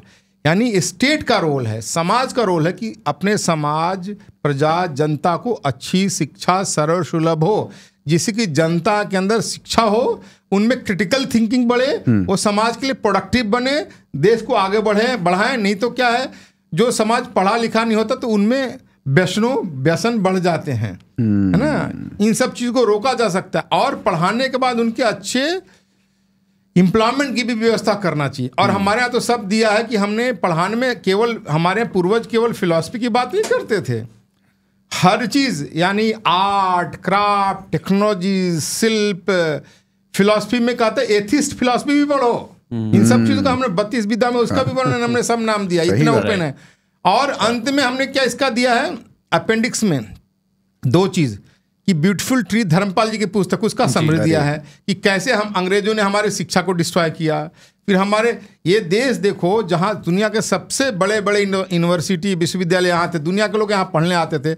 अब देखो कितना बड़ा दुर्भाग्य है कि हमारे भारत सरकार के IAS अफसर उस समय पता नहीं रिटायर्ड हो गए, बड़े गर्व से कहते 1.8 मिलियन यानी 18 लाख बच्चे विदेश में पढ़ने जा रहे हैं। $80 बिलियन विदेश में जा रहा है। अरे उस पैसे को बचा करके यहाँ रखोगे तो हर साल 50 से IIT खोल दोगे, 100 IIM खोल दोगे। सही बात। हाँ, तो हमें शिक्षा की हमारी अच्छी व्यवस्था करनी चाहिए, जन सबके लिए ये इंश्योर करना चाहिए। आज देखो मैं उदाहरण के लिए देता हूँ, कैलिफोर्निया इतना बड़ा आगे क्यों बढ़ा? कैलिफोर्निया तो डेजर्ट राज था, सूखा था, वहाँ डेट्स होते थे जिसको खजूर, है ना। 60-65 साल पहले वहाँ California higher education master plan बना ना, तो उन्होंने 10 यूनिवर्सिटी बनाए। एक उस समय 2 करोड़ भी उनकी पॉपुलेशन नहीं थी, उस समय 10 यूनिवर्सिटी बनाए जो टॉप यूनिवर्सिटी जिसको कहते हैं research university. University California Berkeley, university California Irvine, university California Los Angeles, university California San Diego, ऐसे करके। फिर उसके अंदर 23 यूनिवर्सिटी और अलग से इंडिपेंडेंट, उनको नाम स्टेट यूनिवर्सिटी दिया, कम्युनिटी कॉलेज बना, क्योंकि टैलेंट यूनिवर्सिटी बना। प्राइवेट तो स्टैनफोर्ड कार्लटेक वगैरह सब गए ही गए, सारा दुनिया का टैलेंट वहां गया। टैलेंट गया तो सूखे इलाके में सबसे पहले सिलिकॉन वैली वहां बना, सूखी बाल कंप्यूटर वहां आया, उसी सूखे इलाके में हॉलीवुड बना और डिज्नी वर्ल्ड बना। तो भारत में ऐसी अच्छी शिक्षा की सर्वसुलभ अच्छी शिक्षा की व्यवस्था होनी चाहिए, सबको इजिली अवेलेबल। यहाँ नहीं तो यहाँ क्या है, दिल्ली में आप जाओ अच्छे स्कूल में एडमिशन के लिए नेता की सिफारिश होती है, नेता सिफारिश होती है। सही बात। तो ये चीज नहीं होना चाहिए अभी इसमें। बट सवाल स्वामी जी ये आ जाएगा, जैसे हम आज के पर्सपेक्टिव में बात कर रहे हैं ना, तो आज देखिए इस देश में बहुत सारी चीज़ें अभी रिसेंट टाइम्स में बदली हैं। जैसे अभी हम डिफेंस की बात कर रहे थे, लेकिन जब हम स्कूल के इंफ्रास्ट्रक्चर की बात करते हैं ना, तो स्कूल बेसिकली राज्य का विषय होता है। बहुत कम कोई ऐसी राज्य सरकार है जिसने स्कूल के इंफ्रास्ट्रक्चर को बेटर करने। आज की डेट में आप कोई अच्छा प्राइवेट स्कूल है ना, उसमें क्या करते हैं, बच्चों को प्रोजेक्टर पे दिखाएंगे कि भाई प्रकाश संश्लेषण जो होता है जिससे पौधा अपना भोजन बना रहा है, वो ऐसे ऐसे होता है। वो पूरा वीडियो बता देता है, 1 मिनट में बच्चे के दिमाग में बैठ जाता है। टेक्नोलॉजी ऐसी हो गई है, यूट्यूब पे चलाइए सब पता चल जाता है। सरकारी स्कूल जहाँ पर अधिकांश बच्चे पढ़ रहे हैं, उनका इंफ्रास्ट्रक्चर आज की डेट में भी मेरे विचार में नहीं सुधरा है। तो ऐसी स्थिति में हम ये जैसे कह रहे हैं कि हमारा जो इतिहास है उसमें विद्या ऐसी होती थी। आपने जो श्लोक बताया था, विद्या नास्ति विद्या समम चक्षु, विद्या के समान कोई भी आंख नहीं है, चक्षु नहीं है, राइट। तो ये मतलब पोइट्री है, ये तो बहुत सुंदर। और ये दिखाता है कि हमारा जो इतिहास है मैं आपकी बात से आता हूँ। क्या था कि 40 साल पहले मैं बता रहा हूँ, हम लोग तो उस जनरेशन के हैं जी। तो हमारे समय में जानते हो सरकारी हॉस्पिटल को सबसे अच्छा हॉस्पिटल माना जाता था, प्राइवेट को घटिया मानते थे, कहते वहाँ का डॉक्टर क्वालिफाइड नहीं है। यानी सरकारी हॉस्पिटल में अच्छी व्यवस्था थी। हमारे यहाँ उस समय का सरकारी इंजीनियरिंग कॉलेज, मेडिकल कॉलेज होते थे, वो बहुत अच्छे माने जाते। जो प्राइवेट में जो पैसे दे के पढ़ने जाते थे उस समय वो बहुत खराब माना जाता है। हम लोग खुद कहे सर थर्ड क्लास है, वो डोनेशन दे के पढ़ रहा है, जिसको कैपिटेशन फीस बोलते हैं। लेकिन पिछले 40 साल में जब से खासकर पोस्ट इमरजेंसी के बाद, इंदिरा गांधी के जाने के बाद जो भी है, राजीव गांधी आया, उस समय के बाद से primary education, secondary education, higher education पर बहुत ज़्यादा काम नहीं हुआ है ना। मैं आपको उदाहरण दे रहा हूँ, दिल्ली के उदाहरण, आप तो दिल्ली की बात कर लो। दिल्ली में जब बीजेपी थी, साहब सिंह वर्मा, मदन लाल खुराना की थी, वो लोग 12 कॉलेज खोले थे बहुत कम समय में। शीला दीक्षित रही 15 साल और लगभग 11-12 साल हमारे अरविंद केजरीवाल रहे। इन लोगों ने मुझसे डेटा निकालो कितने कॉलेज खोले दिल्ली में, दिल्ली यूनिवर्सिटी के लिए कितने कॉलेज खोले हैं ना। आप स्कूल की बात करते हो और जो उसके बाद से जनसंख्या दुगनी से तिगुनी हो गई, कॉलेज नहीं खोले। तो ये सारा चीज क्या है कि हमें करना होगा, इसका कोई अल्टरनेटिव नहीं है। क्योंकि प्राइवेट स्कूल की बात नहीं, प्रश्न है कि सरकारी स्कूल, जब आईआईटी आप चला सकते हैं, सरकारी है, दिल्ली यूनिवर्सिटी सरकारी आप अच्छे चला सकते हो, बनारस हिंदू यूनिवर्सिटी चला सकते हो, मुंबई यूनिवर्सिटी चला सकते हो, आईएम सरकारी चला सकते हो, स्कूल अच्छे क्यों नहीं चल सकते? ये तो क्या है कि हमारा पहले समाज का इन्वॉल्वमेंट भी होता था, अब ओवरसाइट होता था, वो सब खत्म हो गया। मैंने आपने देखा है गांव के स्कूलों में पंचायत के लोग जो होते हैं, गांव के बड़े बुजुर्ग इन्वॉल्व होते हैं, गांव के इंफ्रास्ट्रक्चर, स्कूल के इंफ्रास्ट्रक्चर, मेंटेनेंस, रिपेयरिंग सब में ध्यान देते। अब सरकार ने उनको अलग कर दिया और स्कूल के मैनेजमेंट उनको इन्वॉल्व नहीं किया, तो टीचर को तो सैलरी मिल रही है, टीचर तो बीड़ी पढ़ा रहा है। हमने तो हरियाणा में देखा है, यूपी में ऐसा देखा है कि तनख्वाह सरकार से ले रहे हैं और अपने मजे ले रहे हैं और अपनी जगह एक प्राइवेट आदमी को लगा दिया, स्कूल में पढ़ा, प्राइवेट आदमी उनकी जगह पर पढ़ा रहा है। तो ये तो समस्या, इस समस्या को दूर करना होगा ना। बिल्कुल। और ये रिजर्वेशन के बारे में आप क्या सोचते हैं कि ये जो पॉलिसीज हैं रिजर्वेशन की, ये मेरिट को किल करती हैं? या मेरा कहना है कि देखो क्या है, जो असमर्थ हैं, किसी भी कारण से असमर्थ हैं, उसको हमारे अफर्मेटिव एक्शन करके आगे बढ़ाना चाहिए ना जी। लेकिन इसको देखो, अब हमारे समाज में क्या है, रिजर्वेशन पॉलिटिकल हो गया है ना। अब किसी की क्षमता नहीं है इसको बदलने के लिए, है ना। हाँ। ओरिजिनल रिजर्वेशन हुआ था, आप देखो 10 साल के लिए था ना, है, और हर 10 साल के बाद इसको रिवाइव किया जाता था। तो जो सचमुच में वीक है ना, और सभी के लिए नहीं था, ध्यान दो, ये लोगों को ध्यान दो, ये लोग समझ में ध्यान नहीं थे। किसी भी कारण से हिंदू समाज में ये रिजर्वेशन मुसलमानों के लिए नहीं था, रिजर्वेशन ईसाइयों के लिए नहीं था, हिंदू समाज में किसी भी कारण से कुछ हमारा वर्ग वीक रह गया है, तो उसको आगे बढ़ाने के लिए एक तरह से अफर्मेटिव एक्शन था। लेकिन अब क्या है कि उसका फायदा सब लोग रहे हैं कि अब मैं पढ़ लिख कर डॉक्टर इंजीनियर बन गया, तो उसके बेटे को तो नहीं मिलना चाहिए। अब क्या उसका फायदा हो रहा है, अब इस तरह से बहुत सारे लोग फायदा, हमें इन सब चीजों को रोकना चाहिए। हमें जो भी है, ऐसे जो समाज हैं उनको माने कठिनाई से बाहर निकाल के लिए अफर्मेटिव एक्शन करना चाहिए। लेकिन जो फायदा का फायदा लिए जा रहा है, अब रामविलास पासवान का भी बेटा कहे कि हमें उसको रिजर्वेशन मिलना चाहिए, तो ये तो गलत है। मायावती की भी कोई भतीजे जो रिश्तेदार का हमें रिजर्वेशन मिलना चाहिए, तो गलत है। एक बार जो आईएएस बन गया तो उसके बेटे को मिलना चाहिए, तो ठीक नहीं है। पर स्वामी जी यही हो एक्चुअली में, यही कारण ये सारा चीज पॉलिटिकल हो गया। देखो आज ये सारा वोट बैंक की पॉलिटिक्स, जो इसका पर्पस था कि समाज में ऐसे लोग जो किसी कारण से हमारे हिंदू समाज में, ध्यान दो सब समाज की, ये लोग बहुत सारे लोग हवाबाजी कर लगते हैं ना, तो ये जान लो ये रिजर्वेशन केवल हिंदू समाज के लिए था। बिल्कुल बिल्कुल। इसमें स्वामी जी अभी जब यहाँ पे हम कास्ट की कुछ बात कर ही रहे हैं, रिजर्वेशन तक भी मैं बात उस चैप्टर पर आऊंगा। अच्छा, वो 6ठा चैप्टर उसी के ऊपर आऊंगा।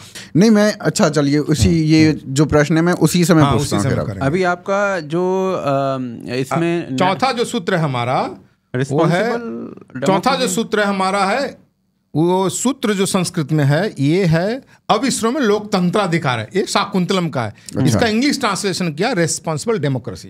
इसका बैकग्राउंड देखो कितनी बड़ी चीज है। गौतमी जो है कण्व ऋषि की पत्नी है, जो कण्व ऋषि की पत्नी गौतमी ऋषि पत्नी और ब्रह्मचारी उनको लेकर शकुंतला को दुष्यंत के दरबार में जाते हैं। अच्छा, अब दुष्यंत के दरबार में जब जाते हैं तो दरबार का कोर्ट ओवर हो जाता है ना, अब उस समय पहुंचे होंगे कोर्ट ओवर हो गया, तो उनका कंचुकी है वहां पर, जो रिसेप्शनिस्ट जो भी बोलो, वो बोलती है कि अरे आप लोग अभी अभी आए हो, राजा का दरबार तो उठ गया, राजा विश्राम करने गया, राजा विश्राम करने गया। लेकिन फिर कहती है नहीं, लोकतंत्राधिकार, लोकतंत्र में आपका अधिकार है, लोक कार्य में राजा को कोई विश्राम नहीं, हो आएगा। ये है कि मैंने कहा रिसेप्शनिस्ट बोलती है। हाँ, रिसेप्शनिस्ट बोलती है। ये जो भी वहाँ संस्कृत का वर्ड है ड्रामा में, वो कंचुकी में, मान लो जो भी रिसेप्शन जो भी है, कि वो कहती है नहीं, राजा आएगा, लोक कार्य में राजा कोई विश्राम नहीं, आपको आएगा, ये आपका अधिकार है। तो ये है, मैंने कहा हमारा रेस्पॉन्सिबल डेमोक्रेसी है ना। अब यहाँ पर हमने दिया है कि हमारे यहाँ डेमोक्रेसी का क्या सिस्टम था, कि पूरे राजतंत्र का है। इसमें मैंने दिया कि हम हिंदुओं को मंथा सिंड्रोम से बाहर निकलना चाहिए। जो लोग कहते कोई भी राजा हो हमारा कोई असर नहीं पड़ता, हमारा असर पड़ता है भाई, कोई भी राजा होने से क्यों नहीं, असर पड़ता है। मैं बोलता हूँ कि हिंदू समाज ने मंथरा का जो सिंड्रोम है ना, बहुत ज्यादा ही डाइजेस्ट कर लिया है। अब मंथरा क्या कहती है, जब भगवान राम का राज्याभिषेक होता है, कि घोषणा होती है, तो ये न्यूज कैकी को जाके पहुंचाते कि देखिए राम का राज्याभिषेक होने वाला है जी। तो कैकी बहुत अच्छी थी, खुश होकर उसने कंगन निकाल के उसको दे दिया। तो बैंक मंत्रा बोलती है अरे मूल मती अकल नहीं है, राम राजा बने भारत राजा बने, मेरा तो स्टेटस बिगड़ने वाला नहीं, मैं तो वही मेड रहूंगी, सर्वेंट रहूंगी, वही रहूंगी, तुम्हारा बदलेगा। तो ये जो चीज है हिंदू समाज ने बहुत ज्यादा कर लिया। राजनीति से अलूफ रहना, राजनीति पार्टिसिपेट नहीं कर, चाय बात करेंगे, ठीक, चाय के ऊपर चर्चा खूब करेंगे, कॉफी पीते चर्चा कर लेंगे, वोट देते समय छुट्टी में लेते निकल जाएंगे। तो राजनीति हर चीज को इन्फ्लुएंस करता है। इसलिए मैंने इसमें दिया है कि मंत्रा दासी मेंटलिटी, हमें तो राज मेंटलिटी होना चाहिए। राजधर्म का क्या महत्व है इसमें दिया, सर्वे विद्या राजधर्म से युक्ता। यह राजधर्म सभी विद्या में युक्त है, इसके बिना सारी विद्या अधूरी है। यह राजधर्म सभी लोकों में प्रविष्ट, सर्वे लोका राजधर्म से प्रविष्ट है। राजधर्म सभी लोकों में प्रविष्ट है, घर बाहर ऑफिस सरकार सब जगह है। यह राजधर्म सभी धर्मों में प्रधान है, सभी धर्म में प्रधान है, क्योंकि सभी को रेगुलेट मॉनिटर कंट्रोल करता है। मैं भी अगर गलत करूंगा तो मैं भी जेल में जाऊंगा है ना। और अंत में कहा है कि यह सभी धर्म में प्रधान है, हाथी के पैर में सब पैर समा जाते हैं, इसलिए यह प्रधान। इसलिए अब हिंदुओं को इसका मास्टर होना चाहिए। बहुत जगह हमने देखा है, विदेश में भी हिंदू पढ़ाई लिखाई में आगे हैं, नौकरी व्यवसाय में आगे हैं, वेल्थ क्रिएट में, साइंस टेक्नोलॉजी इनोवेशन टैक्स में, सब चीज में आगे हैं। लेकिन पॉलिटिक्स में जो इनसे कम कंट्रीब्यूट करने वाला आगे हैं, क्योंकि हमारा वो दृष्टि नहीं है, हमें वो दृष्टि पैदा करना है। अभी स्वामी जी आप बात कर रहे हैं कि जैसे पॉलिटिक्स में आगे हैं वो आगे, तो अभी हम लंदन की बात करते हैं। लंदन में मेयर कौन है आप देखिए, आप देख लो इंग्लैंड में, देखो इंग्लैंड में आप जाकर देख लो। अब क्योंकि आपने सादिक खां की बात कर दी तो मैं आपको बता दूं कि इंग्लैंड में एवरेज निकाल लो, हिंदू कितना इकोनॉमी में कंट्रीब्यूट करते हैं, एजुकेशन में, हेल्थ केयर में, साइंस टेक्नोलॉजी में कितना कंट्रीब्यूट करते हैं। फिर वहाँ मुसलमानों का देखो कितना कंट्रीब्यूट करते हैं। फिर हम लॉ एंड ऑर्डर में कितना, हमारे लोग बहुत कम जेल में, मियाँ लोग सबसे ज्यादा जेल में, लेकिन 14 मेयर मियाँ हैं। तो आप क्यों है कि हम लोगों को मंथा सिंड्रोम बहुत ज्यादा घुस गया है। और एक कथाकार प्रवचनकार जो है ना, राधे राधे गाते चलो आएंगे बिहारी वालों ने तो कुछ ज्यादा ही परपेचुएट कर दिया है। हमें शास्त्रों की अच्छी बातों को नहीं बताते हैं, यही चीज हमने इसमें रखा है। ओके, तो स्वामी जी अभी आपने ना जब शाकुंतलम की बात की तो आपने बात की डेमोक्रेसी की। शाकुंतलम किस समय लिखा गया था, और उस समय हमने डेमोक्रेसी की बात की उस नाट्य में, और हमें बताया जाता है कि अंग्रेजों ने हमें डेमोक्रेसी दी। यही सारा चीज है कि इसको डिस्पेल करता है। इसके अंदर तो डेमोक्रेसी से भी हमारा डेमोक्रेसी वर्ड नहीं, हमारा लोकतंत्र है, लोकतंत्र प्रजातंत्र, लोकतंत्र है, लोक का पब्लिक की पावर है। यहां इसमें दिया कि राजा अपने मन से कोई डिसीजन नहीं ले सकता, काउंसिल ऑफ मिनिस्टर का के बिना डिसीजन ले सकता, जो कहा बोले कैबिनेट की डिसीजन होती है। फिर का राजा कहाँ इलेक्शन होता था, हमने तो ऐसे, हमारा रिपब्लिकन स्टेट होते थे जहां सारी कम्युनिटी मिलकर के डिसीजन लेती थी। और ये महाभारत का रेफरेंस है, उस समय तो अरिस्टो प्लेटो कोई पैदा नहीं हुए थे। तो हमारे परंपरा, और आज भी परंपरा जीवित है। आप देखो हमारे साधु में अखाड़े सब पंचायती होते हैं, गांव में पंचायत का निर्णय होता है। इसलिए डेमोक्रेसी हमें उनसे सीखने की जरूरत नहीं है, बल्कि वहां तो डेमोक्रेसी इम्पोज किया गया था, हमारा डेमोक्रेसी नेचर में था। ये सब हमने दिया इस पुस्तक के अंदर। ओके, तो ये अभी हम जैसे बात कर रहे थे डेमोक्रेसी की, इसमें हमें जैसे हम थोड़ा सा डेटा की बात करते हैं। इंग्लैंड के अंदर करीब 1.25% जो है 4% मुस्लिम पॉपुलेशन जो है वो वहाँ पर करीब 18% क्राइम कर रही है। 1% हिंदू पॉपुलेशन वो 0.01%। नहीं, मैं आपको बता रहा हूँ कि मुसलमान जो भी परसेंटेज है, मुसलमान वहाँ 20,000 से ज्यादा जेल में है, हिंदू तो 200-300 जेल में है। और वो भी बता रहा हूँ, हमारे मैंने तो बेटा किया, उन्हें बोलते हैं कि हम लोग जो जेल में है कोई क्रिमिनल नहीं है, सब वाइट कॉलर जो है ना। अच्छा, हाँ, उसमें भी ज्यादातर जो है इमिग्रेशन वाले हैं, जो श्रीलंका वगैरह से आ गए ना लोग, डंकी जो करके गए, जैसे तैसे घुस कर गए ना, इमिग्रेशन वीजा वाले हैं, कोई क्रिमिनल नहीं है हमारे लोग उसमें। तो अब देखिए कितना, मतलब इसमें मैं एक्चुअली मैं पूछना ये चाह रहा हूँ कि मैं इसीलिए मैं आपकी बात से कर रहा हूँ। प्रॉब्लम क्या है कि हमारे यहाँ समाज को इन डायरेक्शन में डालने का कोई सिस्टम प्रोसेस लॉस्ट हो गया। हमारे लोग दिवाली मनाएंगे, होली मनाएंगे, भांगड़ा डांडिया गरबा कर लेंगे, लेकिन पॉलिटिक्स नहीं भागेंगे। समाधान क्या है स्वामी जी? समाधान है कि अरे पॉलिटिक्स आज के डेमोक्रेटिक सिस्टम में ओपन है, आप पढ़े लिखे पैसा कमा रहे, तो वहां जिसको अंग्रेजी में बार बार कहता हूं, if you are not on the table you are on the menu. तो हम हिंदुओं को हर जगह राजनीति में पढ़े लिखे समर्थ लोगों को पार्टिसिपेट करना चाहिए।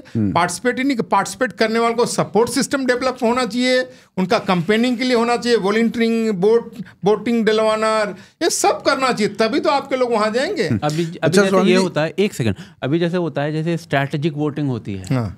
स्ट्रैटेजिक वोटिंग यानी कि फॉर एग्जांपल बीजेपी ने बहुत काम कराया किसी बूथ में, मुसलमानों के लिए घर मिले, उन्हें ये मिला, शौचालय मिला, फलान ढिकना, लेकिन पूरे बूथ में 2 वोट नहीं मिले। अरे आप योगी जी से पूछ लो, योगी जी से पूछ लो, योगी से पूछ लो। तो देखो क्या है, ये भी इसे कहते हैं डेमोक्रेसी में ये भी चीज़ है। तो हमें इस चीज़ का अलर्ट होना चाहिए कि हमें अपने जो हिंदू जहाँ पर भी हैं, हमें अपने वोट का कैसे प्रयोग करना चाहिए, ये भी हमारा रिस्पॉन्सिबिलिटी है। और ये हमारा धर्म है, ये भी हमने लिखा है, राजधर्म है।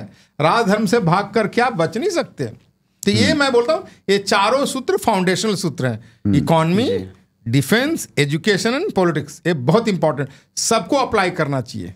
ओके, तो चलिए अगले पॉइंट पे चलते हैं। तो बहुत इंपॉर्टेंट पॉइंट है ये जो डेमोक्रेसी वाला है, ये अदरवाइज जब तक सत्ता में नहीं हो तब तक कुछ नहीं हो सकता। अच्छा स्वामी जी, एक चीज़ ना मेरे को मतलब सोचता हूँ और थोड़ा शायद हंसी भी आए इस चीज़ के ऊपर। तो जैसे क्या होता था ना, जब हम स्कूल वगैरह में थे 10वीं तक तो सबकी समान शिक्षा हो गई, ठीक है। उसके बाद जब 11वीं लेते हैं तो 11वीं में हम अपनी स्ट्रीम्स चूज करते हैं। कोई मेडिकल लेगा, जो बहुत इंटेलिजेंट बच्चा होगा वो मेडिकल लेगा, डॉक्टर बन जाएगा। उससे थोड़ा बहुत नीचे होगा तो वो नॉन मेडिकल ले लेगा, जो मतलब जनरल प्रवृत्ति है, मैं उसके हिसाब से बोल रहा हूँ। इंटरेस्ट तो ऐसा होता नहीं है, इंटेलिजेंस के हिसाब से हो जाता है, मतलब कितने नंबर आए आपके 10वीं में उसके आधार पे भी होने लगा है। आजकल होने लगा है, बट जनरली अभी तक तो यही था कि जितने नंबर 10वीं में आ गए उसके आधार पर आपको मेडिकल, नॉन मेडिकल, फिर कॉमर्स और फिर आर्ट्स। तो जो सबसे कम नंबर लेने वाला होता था 10वीं में, जिसको हम मूड बुद्धि बोलते थे, या तो वो ह्यूमैनिटीज लेता था, वो आर्ट्स लेता था, ठीक है। तो सबसे इंटेलिजेंट आदमी डॉक्टर बन गया, लेकिन जो पॉलिटिशियन बना वो ह्यूमैनिटीज वाला बना। तो जो देश को चला रहा है वो ह्यूमैनिटीज वाला, वो आर्ट्स वाला चला रहा है, और जो डॉक्टर है वो उस आर्ट्स वाले के नीचे हो गया। तो मतलब जो टेबल ऐसी थी वो ऐसे हो गई। हाँ, यही चीज को हमें समझना, इसमें भी दिया है कि हमारे यहाँ का एडमिनिस्ट्रेशन में भी, पॉलिटिक्स में भी काम करने वाले अच्छे योग्य होने चाहिए। हुआ क्या कि आप तो बैल की तरह पढ़ लिख करके परीक्षा पास कर डॉक्टर इंजीनियर बन गए, लेकिन बॉस कौन बनता है? वही बनता है। तो हमें, इसलिए मैं आपको बता रहा हूँ, मैं तो कहता हूँ कि अच्छे पढ़े लिखे लोगों को पॉलिटिक्स में जाना चाहिए। वो मैं कार्लाइल का वर्ड है, यहाँ की दृष्टि से नहीं कहता है, पॉलिटिक्स द लास्ट रिफ्यूजेबल स्काउंड्रेल, है ना। पॉलिटिक्स बदमाशों की अंतिम शरण स्थल है। फिर का अच्छे लोग नहीं जाएंगे जो आपको समाज में तंग करते तो उस पर शासन करते थे। मैं आपको बता रहा हूँ, हमारा कॉन्फ्रेंस था न्यूजीलैंड में ना, तो हमारे अपने यंग लड़के लड़कियों को कॉन्फ्रेंस के बाद बताया कि अच्छा बताओ, ये मंत्री जो आई थी महिला, वो इंटेलिजेंट है, आप इंटेलिजेंट हो? तो बोला नहीं, हम इंटेलिजेंट हैं। तो मैं आपके इंटेलिजेंस का क्या फायदा, आप पढ़ लिख करके अंग्रेज के ऑफिस में जिंदगी भर काम करोगे, ये वहां बैठ करके कंट्रोल करना है। तो ये क्या है, हमें अपने लोगों को दृष्टि देनी है कि भाई ये केवल पढ़ लिख के परीक्षा, नौकरी, डॉक्टर, इंजीनियर सब कुछ नहीं, डिसीजन मेकिंग में कौन इन्वॉल्व होता है, दैट इज मोर इंपॉर्टेंट। इसलिए हमें वहां भी अच्छे पढ़े लिखे योग्य लोगों को ही जाना चाहिए। जी, चलिए अगले इशू पर मैं लेकर चलता हूँ। बहुत ही सेंसिटिव और बहुत ही इम्पोर्टेंट है।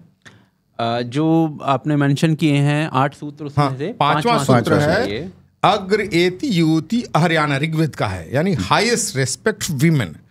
यानी किसी भी समाज को आप कैसे मेजर करते हैं, कि सिविलाइजेशन को कैसे मेजर करते हैं, how you treat your women, आप अपनी महिलाओं को कैसे सम्मान देते हो। तो इसमें हमने दिया हुआ है कि महिलाओं के सम्मान के बारे में दिया है कि महिला कितना समाज में इंपॉर्टेंट है। इसमें दिया कि महिलाओं को कहता है गोल्ड स्टैंडर्ड है ना, कहते हैं लॉ एंड ऑर्डर में कहता है कि एक सुंदर युवती सोने से आभूषण पहन करके अकेले घूमती हो, तब मान लो वहां तुम्हारा लॉ एंड ऑर्डर अच्छा हो। फिर कहता है महिलाओं को हर चीज में, पढ़ाई से लेकर के वर चुनने में भी उनको पूरा अधिकार है, स्वतंत्रता है। स्वयंवर का है, स्वयंवर में ऐसा नहीं कि बाप के कहने से, उसका जो अधिकार है उसको मना भी कर सकते हैं, हमें इससे शादी नहीं करना है ना। हमें आप जानते हो ना, पृथ्वीराज वाला स्टोरी है ना, कि बाप कहीं और चाहता था, तो ये पूरा अधिकार है। यहां तक कि उसमें हमने दिया है कि स्त्री अवध्या, किसी भी काल में स्त्री का अवध्या, उसको मारना नहीं चाहिए, स्त्री का अपमान नहीं होना चाहिए, सब हमने उसके अंदर दिया है। अंत में देखो एक बहुत अच्छा उदाहरण दिया है कि सत्यभामा द्रौपदी से पूछती है कि भाई पांडव इतना धर्म कर्म कैसे कर पाते हैं। तो द्रौपदी कहती मैं पांडवों के राज का एडमिनिस्ट्रेशन संभालती हूँ, मैं उनका अकाउंट फाइनेंस संभालता हूँ, इसके कारण उसके पास समय मिलता है, इसलिए वो धर्म कर्म कहते हैं। मैं इसका कितना पार्टिसिपेशन है, कंट्रीब्यूशन है हमारे समाज में। ऋग्वेद में 28 महिला ऋषियों का वर्णन है, बृहद देवता वर्णन कर, उनमें से 25 ऋषियों का हमने पूरा मंत्र दिया कि देखो नॉलेज क्रिएशन में भी इनका कितना बड़ा योगदान था। ये सारा चीज दिया है कि ये जो लोग, उन लोगों ने ऐसा बम्बार्डिंग कर दिया कि हिंदू मीन्स महिला के विरोधी, इसका सब डिस्पेल करता है। और अंत में मैंने आपको बता रहा हूं कि देखो एक जगह लिखा है महिला दोषी नहीं है किसी तरह की इन सारा चीजों में, उसका भी वर्णन किया है। एक जगह तो कहा है कि माताओं के रूप में कहता, उपाध्याय ने दशाचार्य कहता, 10 टीचर से बड़ा एक प्रिंसिपल है, 100 प्रिंसिपल से बड़ा एक फादर है, 1000 फादर से बड़ा एक माता है। इस तरह का सारा रेस्पेक्ट की उसमें बात की है। तो ये पर मतलब जब हम महिलाओं के सम्मान की बात करते हैं तो जनरली लोग आ जाते हैं या कम्युनिस्ट आ जाते हैं मनुस्मृति के ऊपर, और मनुस्मृति से वो कुछ उल्टे सीधे कोट्स निकाल के लेके आते हैं जिनका खंडन भी हुआ है कि ये कभी कोट मनुस्मृति में था ही नहीं, बट ये बाद में किसी ने डाल दिया है, क्या किया है। क्या है हमारे शास्त्र कहता है, बहुत शास्त्र गुरु उपास ने भी सारा दानम सटपद, बहुत से शास्त्रों से पढ़ लें और बहुत से गुरुओं से पढ़ लें, उनमें जो आपके लिए जो सार है ना वही ग्रहण करो। भौरा क्या करता है, सब जगह जाता है, वैसे ही करता है। तो हमें चाहे मनुस्मृति हो या महाभारत हो, जहां हमारे लिए उपयोगी है वही ग्रहण करना चाहिए। वही चीज हमने किया। कहाँ क्या किस पक्ष में क्या लिखा गया वो आज रिलेवेंट है नहीं, उसको छोड़ देना है। जो हमारे लिए आज के लिए रिलेवेंट नहीं उसको छोड़ देना है, जो आज के लिए हमारे उपयोगी उसको लेना है। इसलिए श्री अरबिंदो का वर्ड एक मैं बार बार रिपीट करता हूं, country whose young men are inspired by glory of past, pain of present and dream for future, move on path of progress. कि जो पूर्वजों के पर गर्व करते हैं, इंस्पिरेशन लेते हैं, अब वर्तमान में पुरुषार्थ करते हैं और भविष्य की कल्पना करते हैं, वही आगे बढ़ता है। तो हमें अपने पूर्वजों से अच्छी प्रेरणा लेनी है और जो कालबा है आउटडेटेड उसको छोड़ देना है। समाज तो डायनेमिक हमारा समाज है। सही बात। रादर मनुस्मृति में जब जो पहला पेज है उसमें भी यही लिखा हुआ है कि भाई आज के समय में ये जो हम चीजें इसमें लिख रहे हैं, जो नियमावली हम बना रहे हैं, ये आज के समय के लिए बिल्कुल सार्थक है। भविष्य में ये सार्थक रहेंगी कि नहीं रहेंगी, इनको उसके हिसाब से ट्वीक करना होगा। नहीं, इसलिए हमारे यहाँ क्या स्मृतियां तो समय काल के बदलते रही है ना।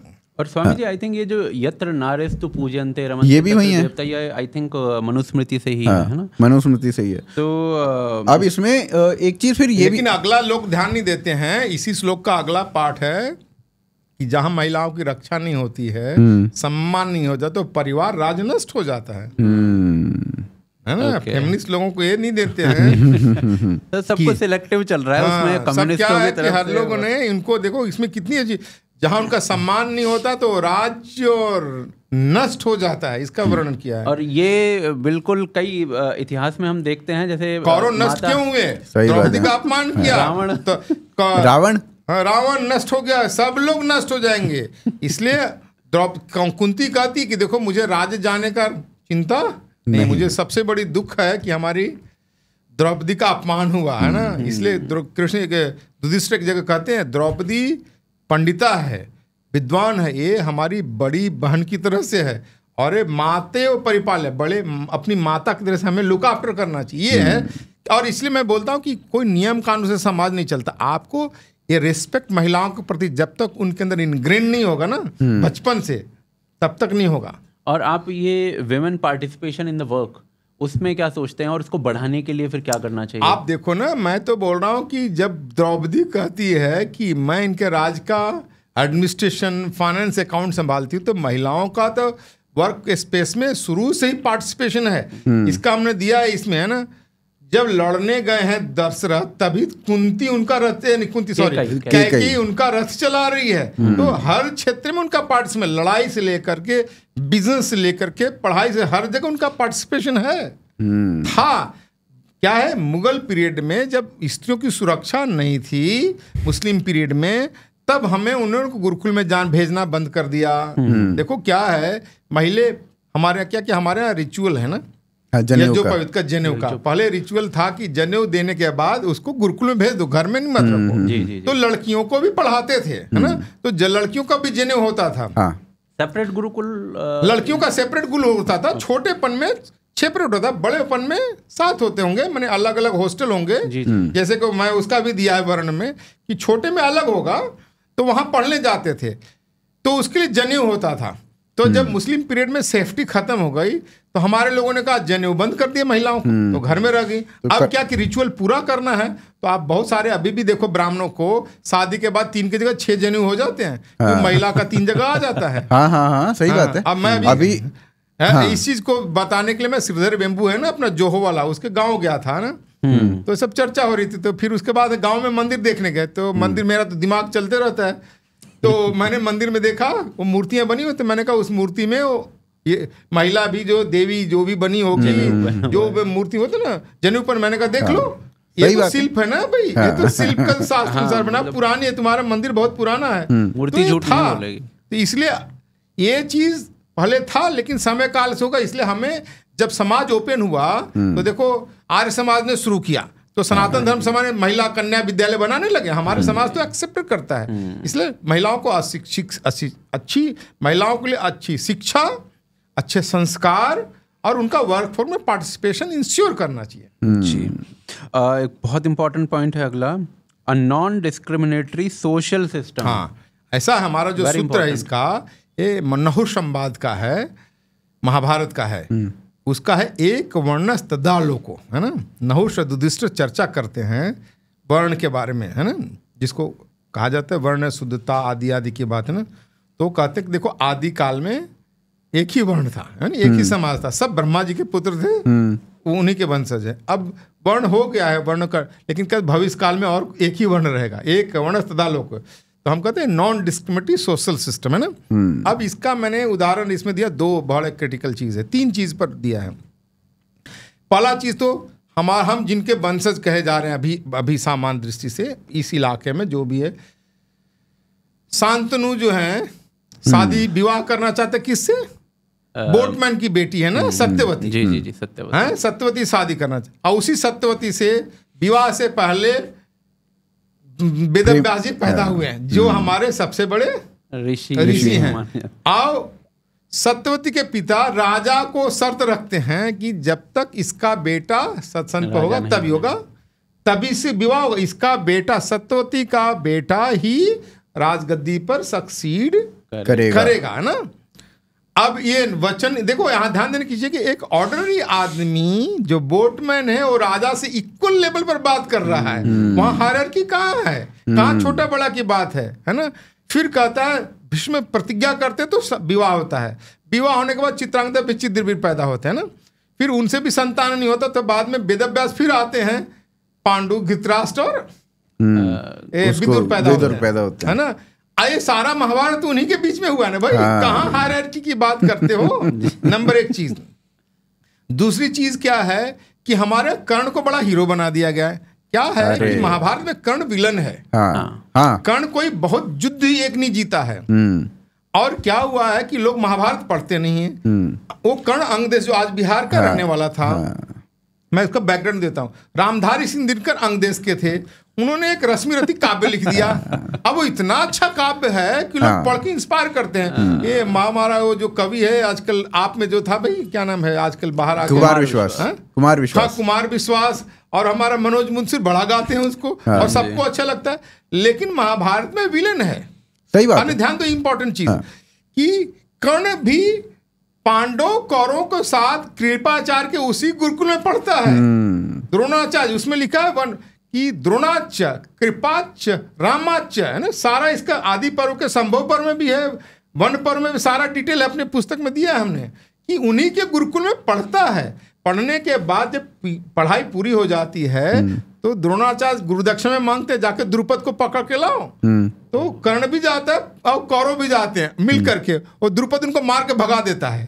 फिर बाद में अर्जुन जाता है, पकड़ के लाता है। इसका भी वर्णन है ना। यहां तक कि आप देखो, मैं उसमें शब्द दिया हूं कि 1300 किलोमीटर से यहाँ पढ़ने आता है। भेदभाव तो कोई बाप बेटा बाप भेजता, और बाप तो उसकी आइडेंटिटी सूत पुत्र है। वो महाभारत में भी लिखा हुआ है। देखो हमारे गुरुकुल द्रोणाचार्य इतने महान थे, मैं मानता हूं कि द्रोणाचार्य को मारने के लिए जो पैदा हुआ था धृष्टद्युम्न, उसको भी पढ़ाया उन्होंने, है ना, उसको भी पढ़ाया है। ये जो एकलव्य वाली जो बात करते हैं, एकलव्य क्या एनिमी स्टेट का था। हाँ जी, हाँ। एकलव्य एनिमी स्टेट का था। अरे भारत की हमारी नेशनल डिफेंस एकेडमी है, इंडियन मिलिट्री एकेडमी है ना। आप भूटान को, नेपाल को, श्रीलंका के लोगों को ट्रेनिंग देते हो ना, लेकिन पाकिस्तान वालों को नहीं देते हो। आई थिंक वो जरासंध ऐसा नहीं, ऐसा था कि जब भगवान कृष्ण, ये पांडव की बात नहीं है, भगवान कृष्ण के विरुद्ध में एकलव्य जरासंध की तरफ से लड़ रहा था, तो भगवान कृष्ण ने उसको मारा है। एकलव्य का वध जो है ना भगवान कृष्ण ने किया है। वो जरासंध की तरफ से लड़ने आया रहा, और वो वहां पर मारा जाता है क्योंकि वो शत्रु स्टेट से आता है, इसलिए वहां नहीं पढ़ाया गया। आप इसको मैं बार बार कहता हूं कि इसको समझो कि भी आप अपने national defence academy, Indian military academy में पाकिस्तान से थोड़ी, पाकिस्तान को तो नहीं देते पढ़ने के लिए। आपके नेपाल वाले आते हैं, श्रीलंका वाले आते हैं, भूटान वाले आते हैं, फ्रेंडली स्टेट को देते हो ना। वैसे ही है कि उस गुरुकुल में उनको नहीं पढ़ाया, कोई जातीय भेदभाव, और वो निषाद राज है, राजा का बेटा है, कोई ऑर्डिनरी आदमी नहीं है। आप महाभारत में डिटेल में पढ़ोगे तो उसमें बाद में युद्ध करने जाते हैं ना, ये सब राजसूय करते हैं, तो उसका राज्य कहीं छत्तीसगढ़ के आसपास पड़ता है, वो भी उसका भी वर्णन है वहां पर। तो स्वामी जी, ये जैसे अभी आपने सूतपुत्र का वर्णन किया, जिक्र किया, और जैसे बी.आर. चोपड़ा की महाभारत थी, उसमें तो दिखाया गया है ऐसा है। बी.आर. चोपड़ा वगैरह सिनेमा वालों तो हमारा बेड़ा गर्क कर दिया है। टीवी सिनेमा ने तो हमारा इतना बेड़ा गर्क कर दिया है कि उन्होंने पॉपुलर चीज को और परपेचुएट कर दिया है ना। महाभारत में ऐसा नहीं है। महाभारत में तो आपको बता रहा हूँ कि क्रिटिकल जो है, जो एडिशन महाभारत का है, उसके अंदर तो कर्ण भी पार्टिसिपेट करता है स्वयंवर में। आई थिंक एक व्याद गीता भी आती है स्वामी जी। व्याद गीता आती है ना, व्याद गीता आती है ना, इसमें आता है, इस स्वयंवर में जाता है, और ये भी वो धनुष में वेद में फेल होता है। ये बाद में किसी ने जबरदस्ती डाल दिया या स्टोरी बना दिया, चल गया है कि उसके साथ भेदभाव हुआ। और अंत में इसमें जो दूसरी चीज इंपॉर्टेंट चीज हमने एक्सप्लेन किया, वर्ण क्या होता है ना। वर्ण बर्थ से नहीं होता, ब्रिय वर्ण पाणिनि का सूत्र है ना। मैं तो ग्रामेरियन इसलिए वैसा दिया है। वर्ण का अर्थ है कि जो आपके कर्तव्य में है ना, धर्म में जो आपको लगाता है वो वर्ण है ना। यानी वो आप एक्सेप्ट करते हो, आप उस रेस्पॉन्सिबिलिटी ड्यूटी को एक्सेप्ट करते हो। फिर हमने दिया है कि सायनाचार्य का है कि जो आपको अधर्म और पाप से दूर ले जाता है वो वर्ण है ना, ये वर्ण है। फिर हमने जाति का भी वर्णन किया कि हमारे यहाँ जाति जो है ना, आकृति जाति लिंगाख्या, आकृति से जाति बनती है। जो गौ कहते, गौ का इमेज बन जाता है ना, वो जाति है। इसका अगला, क्योंकि न्याय दर्शन का सूत्र आकृति जाति लिंगाख्या। फिर अगला सूत्र समान प्रसवात्मिका जाति, समान रूप से प्रसव होता है वो जाति। यहाँ पर लोगों ने गड़बड़ किया, प्रसव को बाय बर्थ बना दिया है। वहां की जैसे आप गौ बोलते हो, गौ का इमेज आपके अंदर बनता है, तो वहां का समाना बुद्ध, वो प्रसव बुद्धि में होता है कि समाना बुद्धिया प्रसव होती है, यानी गौ बोले तो गौ का इमेज बनता है ना, दैट इज उसकी जाति। हमारे तो जाति तो समान रूप से आकृति को लेकर के जाति बनाया। फिर कहता है कि हमारे तो जाति अप्राणी लोगों की भी जाति है, जो प्राणी नहीं है। पाणिनि का सूत्र जाति अप्राणी नाम, जो प्राणी ने उनका भी जाति है। जैसे उस जमाने का उदाहरण धाना सस्कुली खाने की चीज है, जैसे मान लो रसगुल्ला और काला जामुन है ना, तो दोनों की एक जाति है। फिर कहते वहां आरा शस्त्री काटने की दोनों चीज, दो अलग अलग लेकिन उनकी एक जाति है ना। तो समान जिसको कहते हैं कैरेक्टरिस्टिक से वहां जाति बनाया है, वो आकृति लेकर के है ना। फिर हमने दिया इसके अंदर जातीय, जिस पर बड़ा कंफ्यूजन हो। ये जातीय अर्थ होता है जात्यंताच्य बंधन, बंधुत्व अर्थ में जातीय बनता है ना, ब्रदरहुड सेंस में, जिसको नेशनल बोलते हैं, नेशनहुड बोलते हैं। आज भी बांग्लादेश के अंदर बांग्लादेश जातीय पार्टी है, बांग्लादेश जातीय, उसको नेशनल पार्लियामेंट बोलते हैं। 3-4 दिन पहले हमारे विद्यार्थी परिषद के कार्यकर्ता मुझसे मिलने आए, वो अखिल भारतीय संगठन मंत्री है, बोला कि स्वामी जी आंध्र प्रदेश में गया था, जो प्रांत वाले हैं ना अपने आप बोलते हैं कि हम राष्ट्र के मंत्री हैं, और हम जो नेशनल है ना हमको बोलते हैं जातीय मंत्री हैं। कि जातीय शब्द जो है नेशनहुड में है, इसलिए गांव में अभी चलता है ना बिरादरी अर्थ में बोलते हैं ना, बिरादरी जात्यंताच बंधुत्व अर्थ में जाति शब्द बनता है। वो जातीय शब्द ही जाति में होने लगा है। इसलिए जो लोग बोलते हैं हिंदू जाति का बहुत सारे लोग प्रयोग करते हैं, वो उसी सेंस में है ना। प्रॉब्लम क्या हुआ, एक संस्कृत में शब्द ज्ञाति, ज्ञाति का अर्थ है कुल वंश, उसको तो कोई डिनाइंग नहीं करता किस कुल वंश के, लेकिन क्या है ज्ञाति और जाति में बहुत ज्यादा प्रोनाउंसिएशन में फर्क नहीं है। लोगों ने ज्ञाति को जाति में बदल दिया है। होता क्या था कि अलग अलग ज्ञाति में, ज्ञाति मीन्स कुल वंश परंपरा में लोग पैदा हुए, फिर अलग अलग प्रोफेशंस के अनुसार उनका छोटा ट्रेड यूनियन बना, फिर सिमिलर ट्रेड यूनियन का एक बड़ा ट्रेड यूनियन बना, फिर वो बड़ा ट्रेड यूनियन फिर एक फेडरेशन में बदल गया, जिसको बोलते हैं ना बड़ा लुहार, ये सब है ना, अपना प्रोफेशन वाला, जो आजकल डॉक्टर इंजीनियर का अपना ट्रेड यूनियन बना दिए। फिर अब बताने के बाद ये सारे मिलकर एक प्रोफेशनल हो गया, वो एक उनकी जातियों को प्रोफेशनल जाति। फिर वो लोग जाकर वर्ण एक बड़े 4 ग्रुपिंग में चले जाते हैं, तो वहां उनका एसोसिएशन बन जाता है। तो इस तरह का स्ट्रक्चर था ये कोई बाय बर्थ नहीं था। और जो ये हम बात करते हैं डिस्क्रिमिनेशन वाली, देखिए हमने जैसे मैं अपने लाइफ टाइम की भी बात करूं तो हमने गाँवों में डिस्क्रिमिनेशन को कुछ देखा है, कुछ मात्रा में। आज के संदर्भ में मैं बात करता हूं तो अभी हम बात कर रहे थे महाभारत की, उसमें हम इंटरकास्ट मैरिज की बात कर रहे हैं, सत्यवती और जो Shantanu, right, intercaste marriage. Bhim और हिडिंबा को भी आप उस संदर्भ में देख सकते हैं, इंटरकास्ट मैरिज हो रही है। हम बात कर रहे हैं डिस्क्रिमिनेशन की, तो वहीं पर जो कर्ण जिसको सूतपुत्र कहा जा रहा है वो भी पढ़ रहा है, वो भी वहीं पढ़ रहा है, उसी गुरुकुल में पढ़ रहा है। हाँ जी, वहां तो श्लोक ही है, द्रोणाच्य, कृपाच्य, रामाच्य, परशुराम से तीनों से पढ़ा है। तो द पॉइंट इज कि ये जो डिस्क्रिमिनेशन नहीं था, और आज के टाइम में जो हम डिस्क्रिमिनेशन जो आज की डेट में बहुत कम हो चुका है। मैं अपने जीवन काल में मध्यकाल में ऐसा हुआ है, मध्यकाल में डिस्क्रिमिनेशन था। क्या हुआ है कि जब हमारा समाज इसी चैप्टर के अपेंडिक्स में हमने 3 अपेंडिक्स दिए हैं। एक अपेंडिक्स दिया है निकोलस डर्क की किताब है कास्ट ऑफ माइंड, वो बर्कले यूनिवर्सिटी के प्रेसिडेंट वाइस चांसलर थे। तो लिखते हैं कि ये सारा कास्ट जो है ना वेस्टर्न क्रिएशन है। फिर बाल गंगाधर के शिष्य 4 लोग हैं, प्रकाशा, सुफिया पठान, इन लोगों ने, तो उन्होंने बोला कि उनका कहना कि caste creation is a Christian है, वेस्टर्न तो है साथ साथ क्रिश्चियन है, कि Christian how they look towards Jews वैसे ही हमें हिंदुओं को देखने लगे। फिर इसमें हमने केसलाल की पुस्तक है growth of tribe and scheduled caste in medieval India ना, वो कहते हैं कि कास्ट में कैसे हुआ कि जब गरीब हो गए, 2 चीज उन्होंने बोला कि जब मुस्लिम पीरियड में हमारे जो बहुत खेती करने वाले जाति थे ना, टैक्सेशन और द प्रेशर के कारण भाग करके जंगल में चले गए ना, और वहां रह गए, वो ऐसे ट्राइबल हो गए। उसका 2 उदाहरण देता हूँ। हमारे एक डॉक्टर यशपाल लाकड़ा हैं, अमेरिका में है ना, वो लाकड़ा जाट लोग हैं, है ना। अब वो हमारा एकल विद्यालय चलता है झारखंड में, वहां गए तो वहाँ लाकड़ा लोग बहुत मिले, तो वो लाकड़ा क्या वही लोग हैं। अच्छा। और वो आज भी सोल्जर हैं, वो बिहार रेजिमेंटल सर में बड़े सोल्जर हैं, तगड़े तगड़े लाखों लोग हैं। और जंगल में गए, उनका ट्राइब बढ़ गया, वो सारा उन्होंने डेटा दिया। फिर हमारे गरीबी के कारण से बहुत सारे कास्ट बना दिया, और इन्होंने सेंसस में और उसको परपेचुएट कर दिया, और गरीबी के कारण भेदभाव बढ़ी जाता है। देखो, इसलिए हमें इन सी चीजों को इकोनॉमिकली एम्पावर करना है, और ये जो भेदभाव की बात जो कर रहे ना, जो ये खत्म करना चाहिए। अब तो क्या है कि एक बहुत अच्छे सोशोलॉजिस्ट ने कहा है, there was a time there was a casteism in India but there was no caste consciousness, but now there is no caste. सब लोग होटल में खाते हैं, who care about?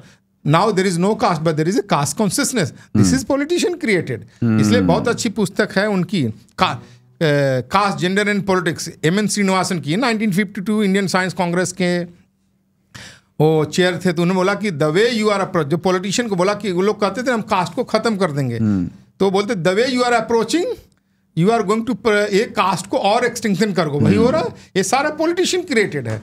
हमें इसी चीज को डिस्ट्रॉय करना कि हमारा समाज एक यूनाइटेड हार्मोनियस सोसाइटी था, सबको रहते थे, जहां कोई भेदभाव नहीं होता। यही चीज मैंने लिखा कि हमारे समाज में पहले भी नहीं होता था, अब भी भविष्य में भी किसी का नहीं होना चाहिए। अभी इसी इम्पोर्टेंट पॉइंट में एक और मेरा एक बिंदु है छोटा सा। अभी ये जो पॉइंट है हमारा, a non discriminatory social system. अभी आप देखते हैं जैसे हमारी सरकारें चल रही हैं, या फिर अंग्रेजों के समय में ही ये इम्प्लीमेंट कर दिया गया था कि जो हिंदू मंदिर हैं वो अभी भी सरकार के कंट्रोल में है, जबकि गुरुद्वारे देख लीजिए आप, मदरसे देख लीजिए, मस्जिदें देख लीजिए, गिरजाघर देख लीजिए, वो सरकार के कंट्रोल में नहीं आते हैं।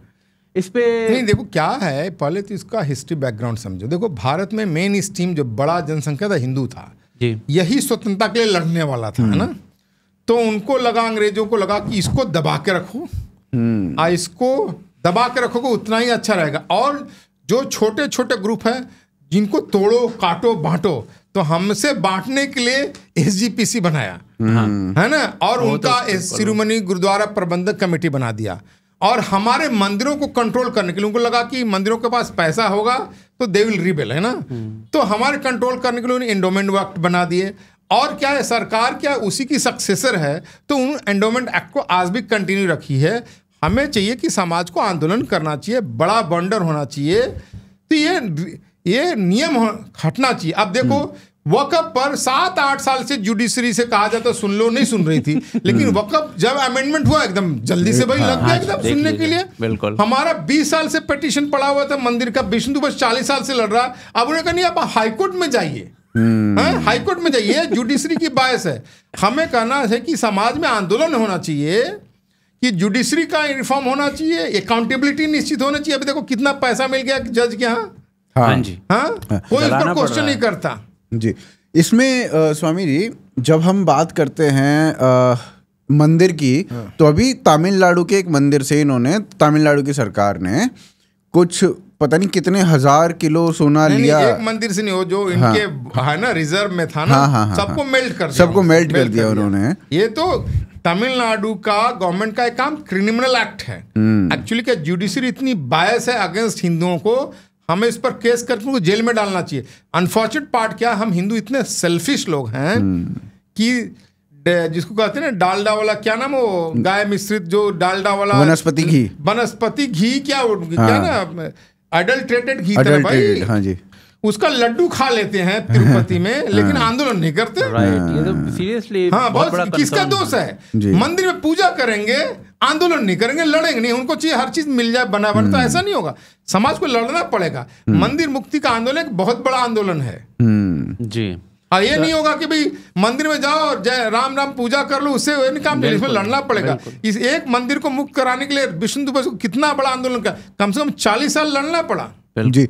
अभी इसमें देखो, अगर हम राम मंदिर की बात करें तो राम मंदिर का ट्रस्ट अभी कितना ही पुराना ट्रस्ट है, और उन्होंने जो पैसा उनके पास आया है उस पैसे से कितना बड़ा निर्माण कर दिया। पूरा अयोध्या शहर का डेवलपमेंट हो गया, ट्रांसपोर्टेशन, होटल, इंडस्ट्री, पूरा अयोध्या डेवलप हो रहा है जी। तो वो ट्रस्ट यूपी की इकोनॉमी को उससे फायदा बिल्कुल बिल्कुल। तो वो जो ट्रस्ट है, वो ट्रस्ट अभी कह रहा है कि हम अपने यूनिवर्सिटीज बनाएंगे, हम अपने स्कूल बनाएंगे, हम अपने अस्पताल बनाएंगे। जो ये चाहते थे कि भाई यहाँ पे अस्पताल बन जाए, वो तो एक ही अस्पताल बनता, अब तो ये पता नहीं कितने अस्पताल बनाएंगे। और अगर इसी तरीके से हमने सारे मंदिरों को स्वतंत्र कर दिया, तो वो ना जाने कितने अस्पताल बनवाएंगे और कितनी यूनिवर्सिटी बनवाएंगे। हमें क्या है कि मंदिरों को पहला काम है कि हमें सरकार है, government has no business in controlling the temple. पहले तो हमें सरकार को बाहर करना है, सरकार को विड्रॉ करना है, और ऐसे लेजिस्लेशन प्रॉपरली बना कर जो मंदिर को प्रॉपरली मैनेज कर, ऐसे संस्थाओं को बना करके जो डिवोटी भक्त उनको हिंदुओं को वापस देना है। उनकी अकाउंटेबिलिटी होने की अच्छी तरह से मैनेज करो। आप देखो योगी आदित्यनाथ जी का मंदिर देखो, खुद प्राइवेट मैनेज है, कितना अच्छा चलता है, उसमें कितना शिक्षा, पूरा आधा गोरखपुर का शिक्षा संस्थान उनके बनाए हुए हैं। बिल्कुल। आप ये तो BAPS वालों को देखो कैसे मंदिर से बनते, तो मंदिर तो बहुत बड़ा source of economy, employment, power, culture, art है। इसलिए मैं बोलता मंदिर क्या होता है, मंदिर का जस्ट पूजा पाठ नहीं है। गर्भगृह होता था पूजा पाठ करने के लिए, गर्भगृह जिसको देव पूजा, बिल्कुल। फिर उसके बाद नृत्य मंडप होता था, है ना, जो कला आर्ट भरतनाट्यम वगैरह के लिए, सभा मंडप होता, गोष्ठी संगोष्ठी चर्चा करने के लिए, फिर होता था अग्रहारम, बाउंड्री में पढ़ाई के लिए, अन्नदान भोजन के लिए, कि कोई गांव में भूखा नहीं रहे। इसलिए जानते थे कि मंदिर इनके पावर सेंटर है, इसलिए पावर सेंटर को कंट्रोल करो। अंग्रेजों ने किया, मुसलमान जानते थे कि मंदिर इनका पावर सेंटर, इसलिए इसको डिस्ट्रॉय करो। इसलिए हमें मंदिर को लिबरेट करने के लिए बड़ा मूवमेंट करना चाहिए। इसमें आप धर्मपाल जी की बुक का भी आपने एग्जाम्पल दिया था शुरुआत में जब हमारी बात हुई थी, और अब हम उसी पड़ाव पे हैं जब धर्मपाल जी की बुक को हम यहाँ पे डिस्कस कर सकते हैं। मतलब वो अपनी बुक में लिखते हैं, द ब्यूटीफुल ट्री में लिखते हैं कि गांव, कोई भी गांव होता था, उसकी 35 से लेके 51% जो भूमि होती थी वो आरक्षित होती थी एक मंदिर के लिए। मंदिर उस भूमि पे बच्चों को पढ़ाने से लेकर जो लंगर वाला है, भोजन से लेकर हर चीज का सब कुछ किया करता था।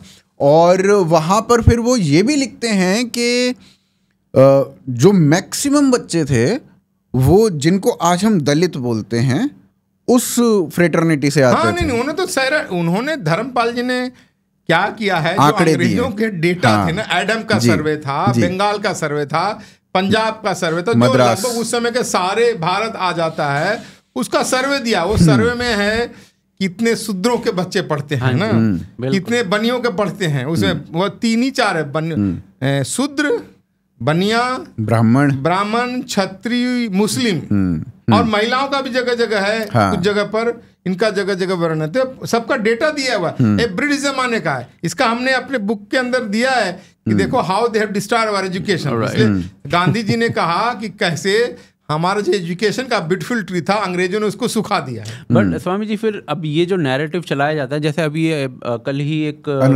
फिल्म मेकर है अनुराग कश्यप, उसने कुछ किया है कि ये ब्राह्मण कम्युनिटी जो है, इसने तो किसी को पनपने नहीं दिया, इसने तो सब पढ़ने नहीं दिया, किसी को कुचल के रखा है, इसने किसी को पढ़ने नहीं दिया। अब इस डेटा से जो धर्मपाल जी की पुस्तक है उसमें जो डेटा है वो तो बिल्कुल क्लियरली कह रही है कि शूद्र जो थे, और सब टीचर भी वही थे, ऐसा नहीं है। धर्मपाल जी के डेटा लोगों को पढ़ना चाहिए। टीचर में भी ब्राह्मणों से ज्यादा उनकी संख्या है। राइट। और दुनिया आज वर्तमान में जो सबसे बड़े, जो अंबेडकर जी माने थे, बाबा साहब भीमराव अम्बेडकर, उनको अपना सरनेम देने वाला उनका ब्राह्मण टीचर है ना, उनको अपना विदेश भेजने वाला, विदेश स्कॉलरशिप दिलवाने वाला उनका ब्राह्मण टीचर। तो ऐसा नहीं है, ठीक है, समाज में बुरे लोग, गलत लोग थे, लेकिन अच्छे लोग भी थे। इसलिए सबको ब्लैंकेट कहना, गाली देना ये अच्छी चीज नहीं है, वो कंडेमेनेबल है जी। लास्ट 2 पॉइंट्स पे आते हैं। लास्ट जो पॉइंट 7वां जो सूत्र है शांति मंत्र का है, सर्वम शांति, है ना, केयर फॉर नेचर, यानी हम हिंदू लोग पर्यावरण की रक्षा की बात करते हैं। ये अनफॉर्चुनेटली क्या है कि हमारी आज नदियां प्रदूषित हो गई हैं, लेकिन ये प्रदूषित भी जो क्या है, अंग्रेज लोग, हमारे लोग नदी में गंदगी नहीं डालते थे, वाटर बॉडी में पानी गंदगी नहीं करते थे, वो वाटर बॉडी पीने के लिए खेती में काम करते थे। हमारे यहाँ नदियों की वर्णन है, उसकी शुद्धता पवित्रता का ध्यान रख, नदी, पहाड़, जंगल, हवा, पानी सबको शुद्ध रखने का वर्णन। वो शांति मंत्र तो ही है, ओम देव शांति, अंतरिक्ष की शांति, पृथ्वी शांति, आप शांति, औषध, सबका वर्णन है, उसी में से निकाला है। और ये इसलिए हमारा है, इसलिए आज भी हमारे हिंदू समाज को चाहिए कि पूर्वजों की इस चीज़ का पालन करते हुए हमें ऐसे पेड़ पौधे जंगल लगाना चाहिए। हमें रिजर्व फॉरेस्ट का बात किया, हमने अभ्यारण्य का बात किया, वहाँ जानवर को किलिंग नहीं होना चाहिए, उसका दंड देने का भी विधान दिया है। इन सब चीज़ों का हमने दिया है। पेड़ लगाने चाहिए और नदियों को क्लीन करना चाहिए। ये नदी हमारे सिविलाइजेशन की सोर्स हैं। अब अंग्रेजों को गाली देने से काम नहीं चलेगा। ठीक है, उन्होंने किया, वो तो हमारे दोस्त थे नहीं। मैं बार बार लोगों को बोलता हूँ कि अंग्रेज तो हमारे दोस्त नहीं थे, हमारे मित्र नहीं थे, हमारे फेवर में नहीं आए थे, वो हमें कॉलोनाइज करके लूटने आए थे। उन्होंने किया, डिस्ट्रॉय किया हमारे सिविलाइजेशन। अब हमारा काम है कि हमें इसको डेवलप करना।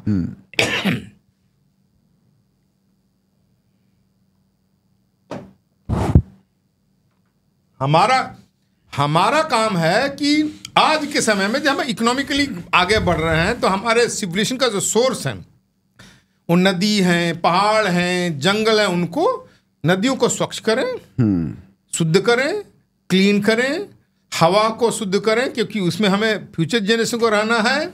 जंगल पहाड़ लगाएं जो हमारे, जिसको कहते हैं ना, लंग्स बने। तो ये सब हमें करना है। इसका मैं सबसे वर्णन किया कि उस जमाने में था, एक चैप्टर में तो महाभारत का दिया कि पेड़ों के बारे में वर्णन दिया है। उसको हम बोटानिकली तरीके से, क्योंकि बोलते हैं लाइफ है, उसके त्वचा है और सेंसरी ऑर्गन है, ग्रोथ है, उसका हमने सब वर्णन दिया है। ये थोड़ा सा क्या है कि मैं जब इसको थोड़ा 150 करोड़ की पॉपुलेशन के लिए जब हम इस चीज़ को सोचते हैं तो मेरे को ऐसा लगता है कि क्या हम इसको प्रैक्टिकली अचीव कर सकते हैं। क्योंकि स्वामी जी देखिए, 150 करोड़ की पॉपुलेशन है, सबको रोजगार देना है, हमें इकॉनमी भी आगे बढ़ानी है, रोड्स भी, उसके लिए बेसिक इंफ्रास्ट्रक्चर चाहिए, रोड्स चाहिए, पोर्ट्स चाहिए, एयरपोर्ट्स चाहिए, सब कुछ चाहिए। और नहीं, ये संभव है। देखो क्या है कि 150 करोड़ की जनसंख्या है, अर्बन, सारी समस्या की जड़ अर्बन लोग हैं।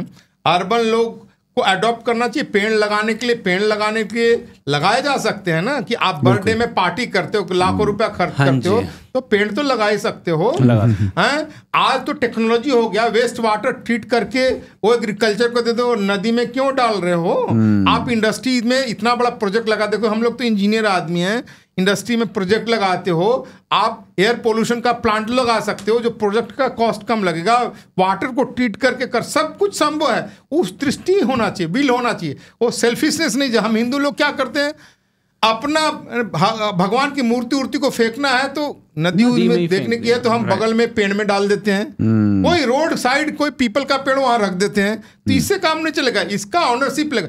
धर्म, संस्कृति, परंपरा, रिनेसेंस की बात करते हैं तो वैसा करना भी पड़ेगा। यही तो पुस्तक का उद्देश्य है कि हर चीज है उसके लिए अपनी रिस्पॉन्सिबिलिटी लेनी पड़ेगी। और 8वां जो सूत्र है, माता भूमि है, respect for the land, respect for the land, patriotism जिसकी बात करते हैं। इसलिए मैंने कहा 8वां लिखा है। अगर ये 7 नहीं होंगे तो 8वां का कोई मतलब नहीं है। Empty nationalism has no meaning. इसके अंदर जो महत्वपूर्ण चीज क्या है, 2-3 चीज महत्वपूर्ण चीज दिया है। एक जो हमने दिया है कि हमारे यहाँ हम किसके वंशज है, ये वैवस्वत मनु का काल है ना, ये हमारा एज है, वैवस्वत मनु है। ये वैवस्वत मनु दक्षिण भारत में पैदा हुआ, उनका नाम है, भागवत महापुराण का रेफरेंस, राजर्षि सत्यव्रत द्रविड़ेश्वर। ये द्रविड़ेश्वर हैं, द्रविड़ देश के हैं, सत्यव्रत हैं, राजर्षि, उनका वर्णन कि हम उनके वंशज हैं। तो सोकाल जो है ना, आर्यन द्रविड़ियन बोगस कौन से यूरोप के लाकर हम पर डिवाइड किए हैं, और डीएमके वाले ने बकवास करे, उसको खत्म होना चाहिए। और डीएमके वाले, मैं तो चैलेंज करता हूं कि द्रविड़ तुम बोलते हो, तुम द्रविड़ तो तमिल शब्द है नहीं, ये संस्कृत का शब्द है। द्रव से बना है ना, नहीं, द्रविड़ तो दक्षिण, एक्चुअल शब्द है द्रमिड़, ओरिजिनल संस्कृत का शब्द है द्रमिड़। उसका अर्थ है हमारे साउथ, जो विंध्यन माउंटेन से उधर, नर्मदा के उधर थे, तो हमारे पंच द्रविड़ा, सप्त द्रविड़ा का कॉन्सेप्ट है ना, तमिल, मलयालम, तेलुगु, कन्नड़, महाराष्ट्र, कोंकण, गुजराती। आधा गुजरात जो है ना, सौराष्ट्र नहीं, जो यानी विंध्याचल, जो हमारा अरावली है ना, ये जो वहां का उस पहाड़ी के नीचे जो आज वाला गुजराती रीजन, जो सूरत, बड़ौदा, ये सब है ना, ये गुजरात में। तो जो सौराष्ट्र रीजन नहीं है, गुजरात रीजन, ये सब भी उसके अंदर आते थे। वो एक द्रविड़ है। इसलिए मैं कहता हूँ पहला द्रविड़ तो मराठी है, क्योंकि बनारस से हम जाते हैं उत्तरापथ से, तो सबसे पहले महाराष्ट्र आता है ना, तो उनको लोग कहा जाता है पहले द्रविड़। इसलिए राहुल द्रविड़ आज भी द्रविड़ सरनेम लगाता है, कोई तमिलनाडु में नहीं लगाता। वैसे हमारे पंचगौड़ हैं, अंगा, बंगा, कलिंगा, मगधन, कामरूप, इसको ईस्ट कहा जाता है। गौड़ का मतलब ईस्ट, जिसमें अंग जैसे उत्तर बिहार, बंग में बंगाल, अंगा, बंग, कलिंगा में उड़ीसा, मगध में सेंट्रल बिहार, और कामरूप में आसाम। ये हमारे रीजनल एरिया हैं, ज्योग्राफिकल रीजन है। लोगों ने इसको जबरदस्ती रेशियल बना दिया। हमें इन सब चीज को डेमोलिश करना। तो पहला चीज तो ये दिया है। दूसरा चीज हमने दिया कि हमारा हिस्ट्री क्या था, हमारा टेरिटरी कितना एक्सपेंड था। आज चाइना कहता है अरुणाचल प्रदेश हमारे कब्जे में था ना, हम कहते चाइना भी हमारे कब्जे में था, है ना। हमने मानधाता की टेरिटरी का वर्णन किया है कि अफ्रीका से लेकर के east Africa, north Africa, Europe में, सेंट्रल एशिया, चाइना, और सब हमारे अंडर थे। चाइना तो हमें टैक्स देता है, इसका भी हमने वर्णन किया। इसलिए मैंने सारे भारत की ज्योग्राफी, सेक्रेट ज्योग्राफी जिसको कहते हैं, हमने जनपदों का वर्णन किया, नदी पहाड़ों का सब वर्णन किया है। और अंत में हमने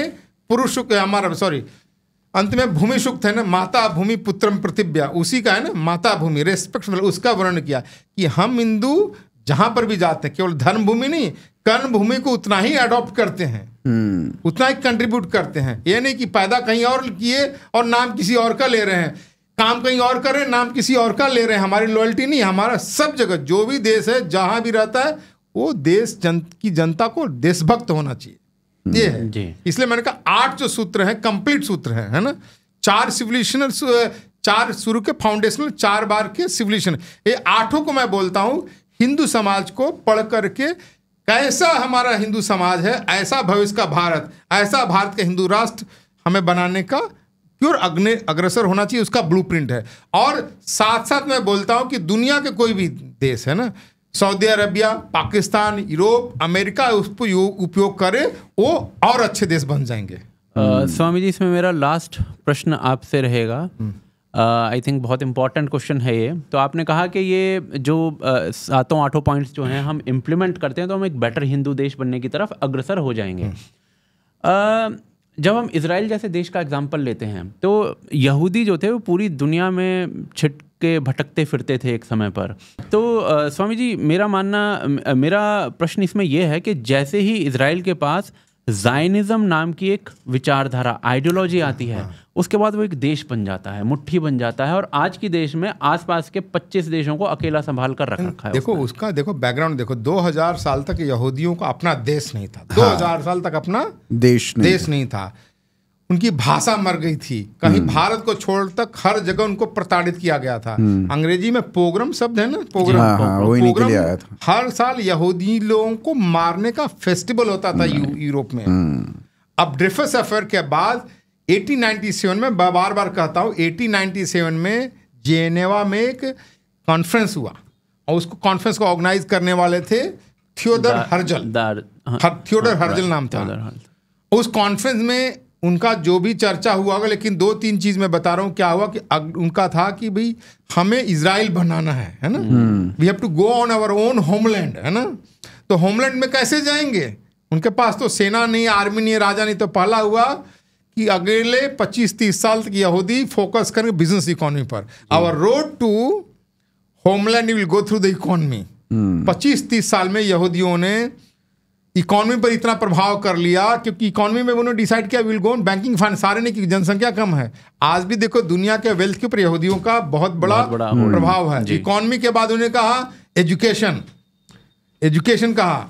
उनका ही slogan each one teach one, हर यहूदी दूसरे यहूदी को पढ़ा है, ऐसा करना चाहिए। उसका परिणाम जानते हो, आज 54 नोबेल प्राइज इन फिजिक्स है, 44 इन मेडिसिन है, 14 इकोनॉमिक्स है, सारा पेटेंट उनके पास है। इकोनॉमी के बाद एजुकेशन आया ना, फिर उन्होंने कहा हमें मीडिया एंड पॉलिटिक्स में जाना है। देखो हॉलीवुड में सारा उनका कंट्रोल, सारे बड़े मीडिया, क्योंकि पैसा होने से आप सब कर सकते हो ना। और फिर पॉलिटिक्स में भी देखो उनका कंट्रोल है सब जगह। तो हमें हिंदुओं को, इसीलिए मैं इकोनॉमी, एजुकेशन, डिफेंस, पॉलिटिक्स की थी, तो हमने हिंदू इसमें बात की। तो वो स्पिरिट आना चाहिए कि हम हिंदू कैसे राष्ट्र बनाना चाहते हैं, ये इसका ब्लूप्रिंट है ना।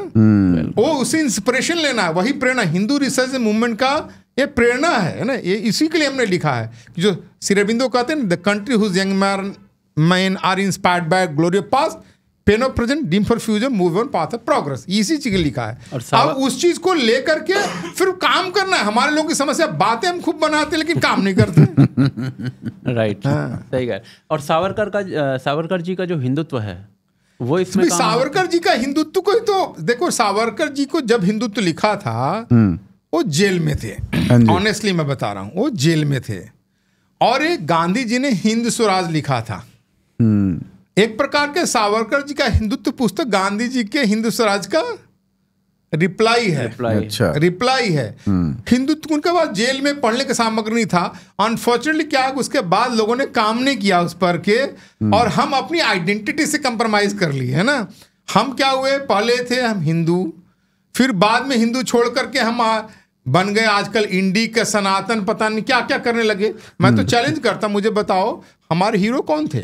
शिवाजी थे, महाराणा प्रताप थे। उन्होंने कभी सनातन वर्ड का यूज किया क्या कि मैं सनातनी हूं, मैं सनातन धर्म के लड़ रहा हूं? वो तो कहते मैं हिंदू हूं, हिंदू के लिए लड़ रहा हूं, हिंदू के लिए मर रहा हूं, बलिदान।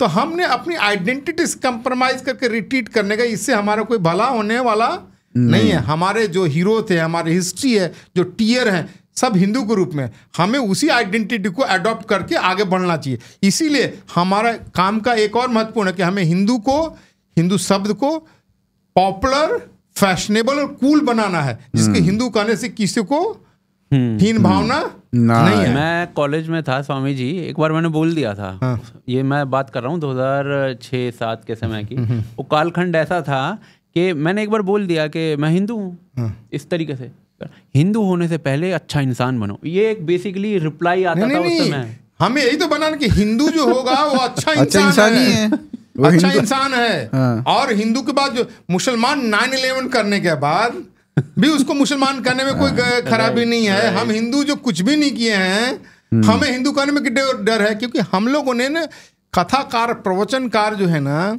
इनका बहुत बड़ा समाज में नैरेटिव आइडिया, थॉट प्रोसेस डालने। ये तो राधे राधे गाते चलूंगा, आएंगे बिहार, यही करते रहते हैं। अब कुंभ में लाखों करोड़ का खर्चा हुआ, मुझे बताओ वहां पर आरएसएस वालों को छोड़ करके, संघ वालों को छोड़ करके, विष्णु को छोड़ कर, और राष्ट्र की चिंता कौन की थी यहाँ चर्चा की? तो हमें करना पड़ेगा, है ना। इससे काम नहीं चलेगा। राधे राधे, मैं तो चुनौती देता हूं कि राधे राधे गाते चलो आएंगे बिहार, इससे कुछ नहीं हुआ।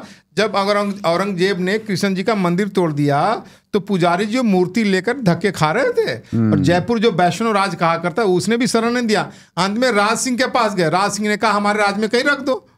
तो वो राज सिंह का राज है ना, जहां पर भी नाथ द्वारा है। मैं आपको बता रहा हूँ, एक बार मैं एकलिंग जी का मंदिर है ना उदयपुर से पहले, उसी रास्ते पर मैं था खड़ा रोड पर।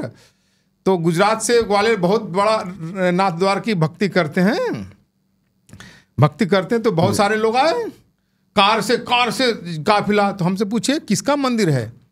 एकलिंग जी। मैंने कहा जब तुम्हारे भगवान धक्के खा रहे थे ना, और कोई उनको शरण नहीं दे रहा था ना, उनको शरण देने वाले भगवान एकलिंग भगवान का मंदिर है। और लोग रुके नहीं, भाग गए। ये हमारा हिंदू समाज, ऐसे काम नहीं चलेगा। हिंदू समाज को विचार करके लड़ना पड़ेगा, मिल करके काम करना पड़ेगा। बात बनाने से नहीं होगा। हम लोग बातें खूब बनाते हैं, लेकिन काम करने की बात है तो नहीं काम करते हैं। I think we need to learn from the blueprint of Israel. हर हिंदू दूसरे हिंदू को पढ़ाए, और हर हिंदू बिलियनियर एक और हिंदू बिलियनियर को पैदा करे, और हर हिंदू बिलियनियर दूसरे बिलियनियर को पैदा करे। साथ साथ वो बिलियनियर हिंदू काम में डोनेट भी करे, है ना। जो अच्छे काम में लगे। हिंदू संस्थाएं कैसी, जब तक उनके पास रिसोर्सेस नहीं आएगा। हर हिंदू को दूसरे हिंदू को पढ़ाने की कोशिश कर। जब हरा समाज पढ़ा लिखा होगा तो एक कन्वर्शन वगैरह की सारी बीमारी जो है दूर हो जाएगी। जी, चलिए Swami ji, thank you very much. आपका बहुत बहुत धन्यवाद, आपने समय दिया इस पुस्तक के। ये अपने आप में टाइटल ही इतना पावरफुल है, द हिंदू मैनिफेस्टो, जो मुझे लगता है कि लोगों को प्रभावित करेगा कि हम इस चीज़ को पढ़ें, अपने जीवन में इम्प्लीमेंट करें। बुक का जो लिंक है उसको मैं डिस्क्रिप्शन और पिन कमेंट दोनों जगह दे रहा हूँ। आप इसको ज़रूर परचेज़ कीजिए, पढ़िए। अमेज़ॉन वाला लिंक राइट मिलेगा, तो अमेज़ॉन वाला लिंक मैं डिस्क्रिप्शन और पिन कमेंट दोनों में दे रहा हूँ। ज़रूर खरीदें, जरूर पढ़ें, और अपने जो भी मैं कहता हूँ पढ़ने के साथ साथ जगह जगह डिबेटिंग क्लब, डिस्कशन क्लब बनाए स्कूल, कॉलेज, यूनिवर्सिटी में, तब उस पर काम भी करें। राइट, डिस्कशन हो उस पर, पूरा मंथन हो। जी। तो स्वामी जी, और सबसे बड़ी बात, इनको पढ़ के उसका इम्प्लीमेंटेशन पर काम करना। हम पढ़ते तो हैं लेकिन इम्प्लीमेंटेशन पर काम नहीं करते, सबसे बड़ा हमारा वीक पॉइंट है। नमस्ते, धन्यवाद।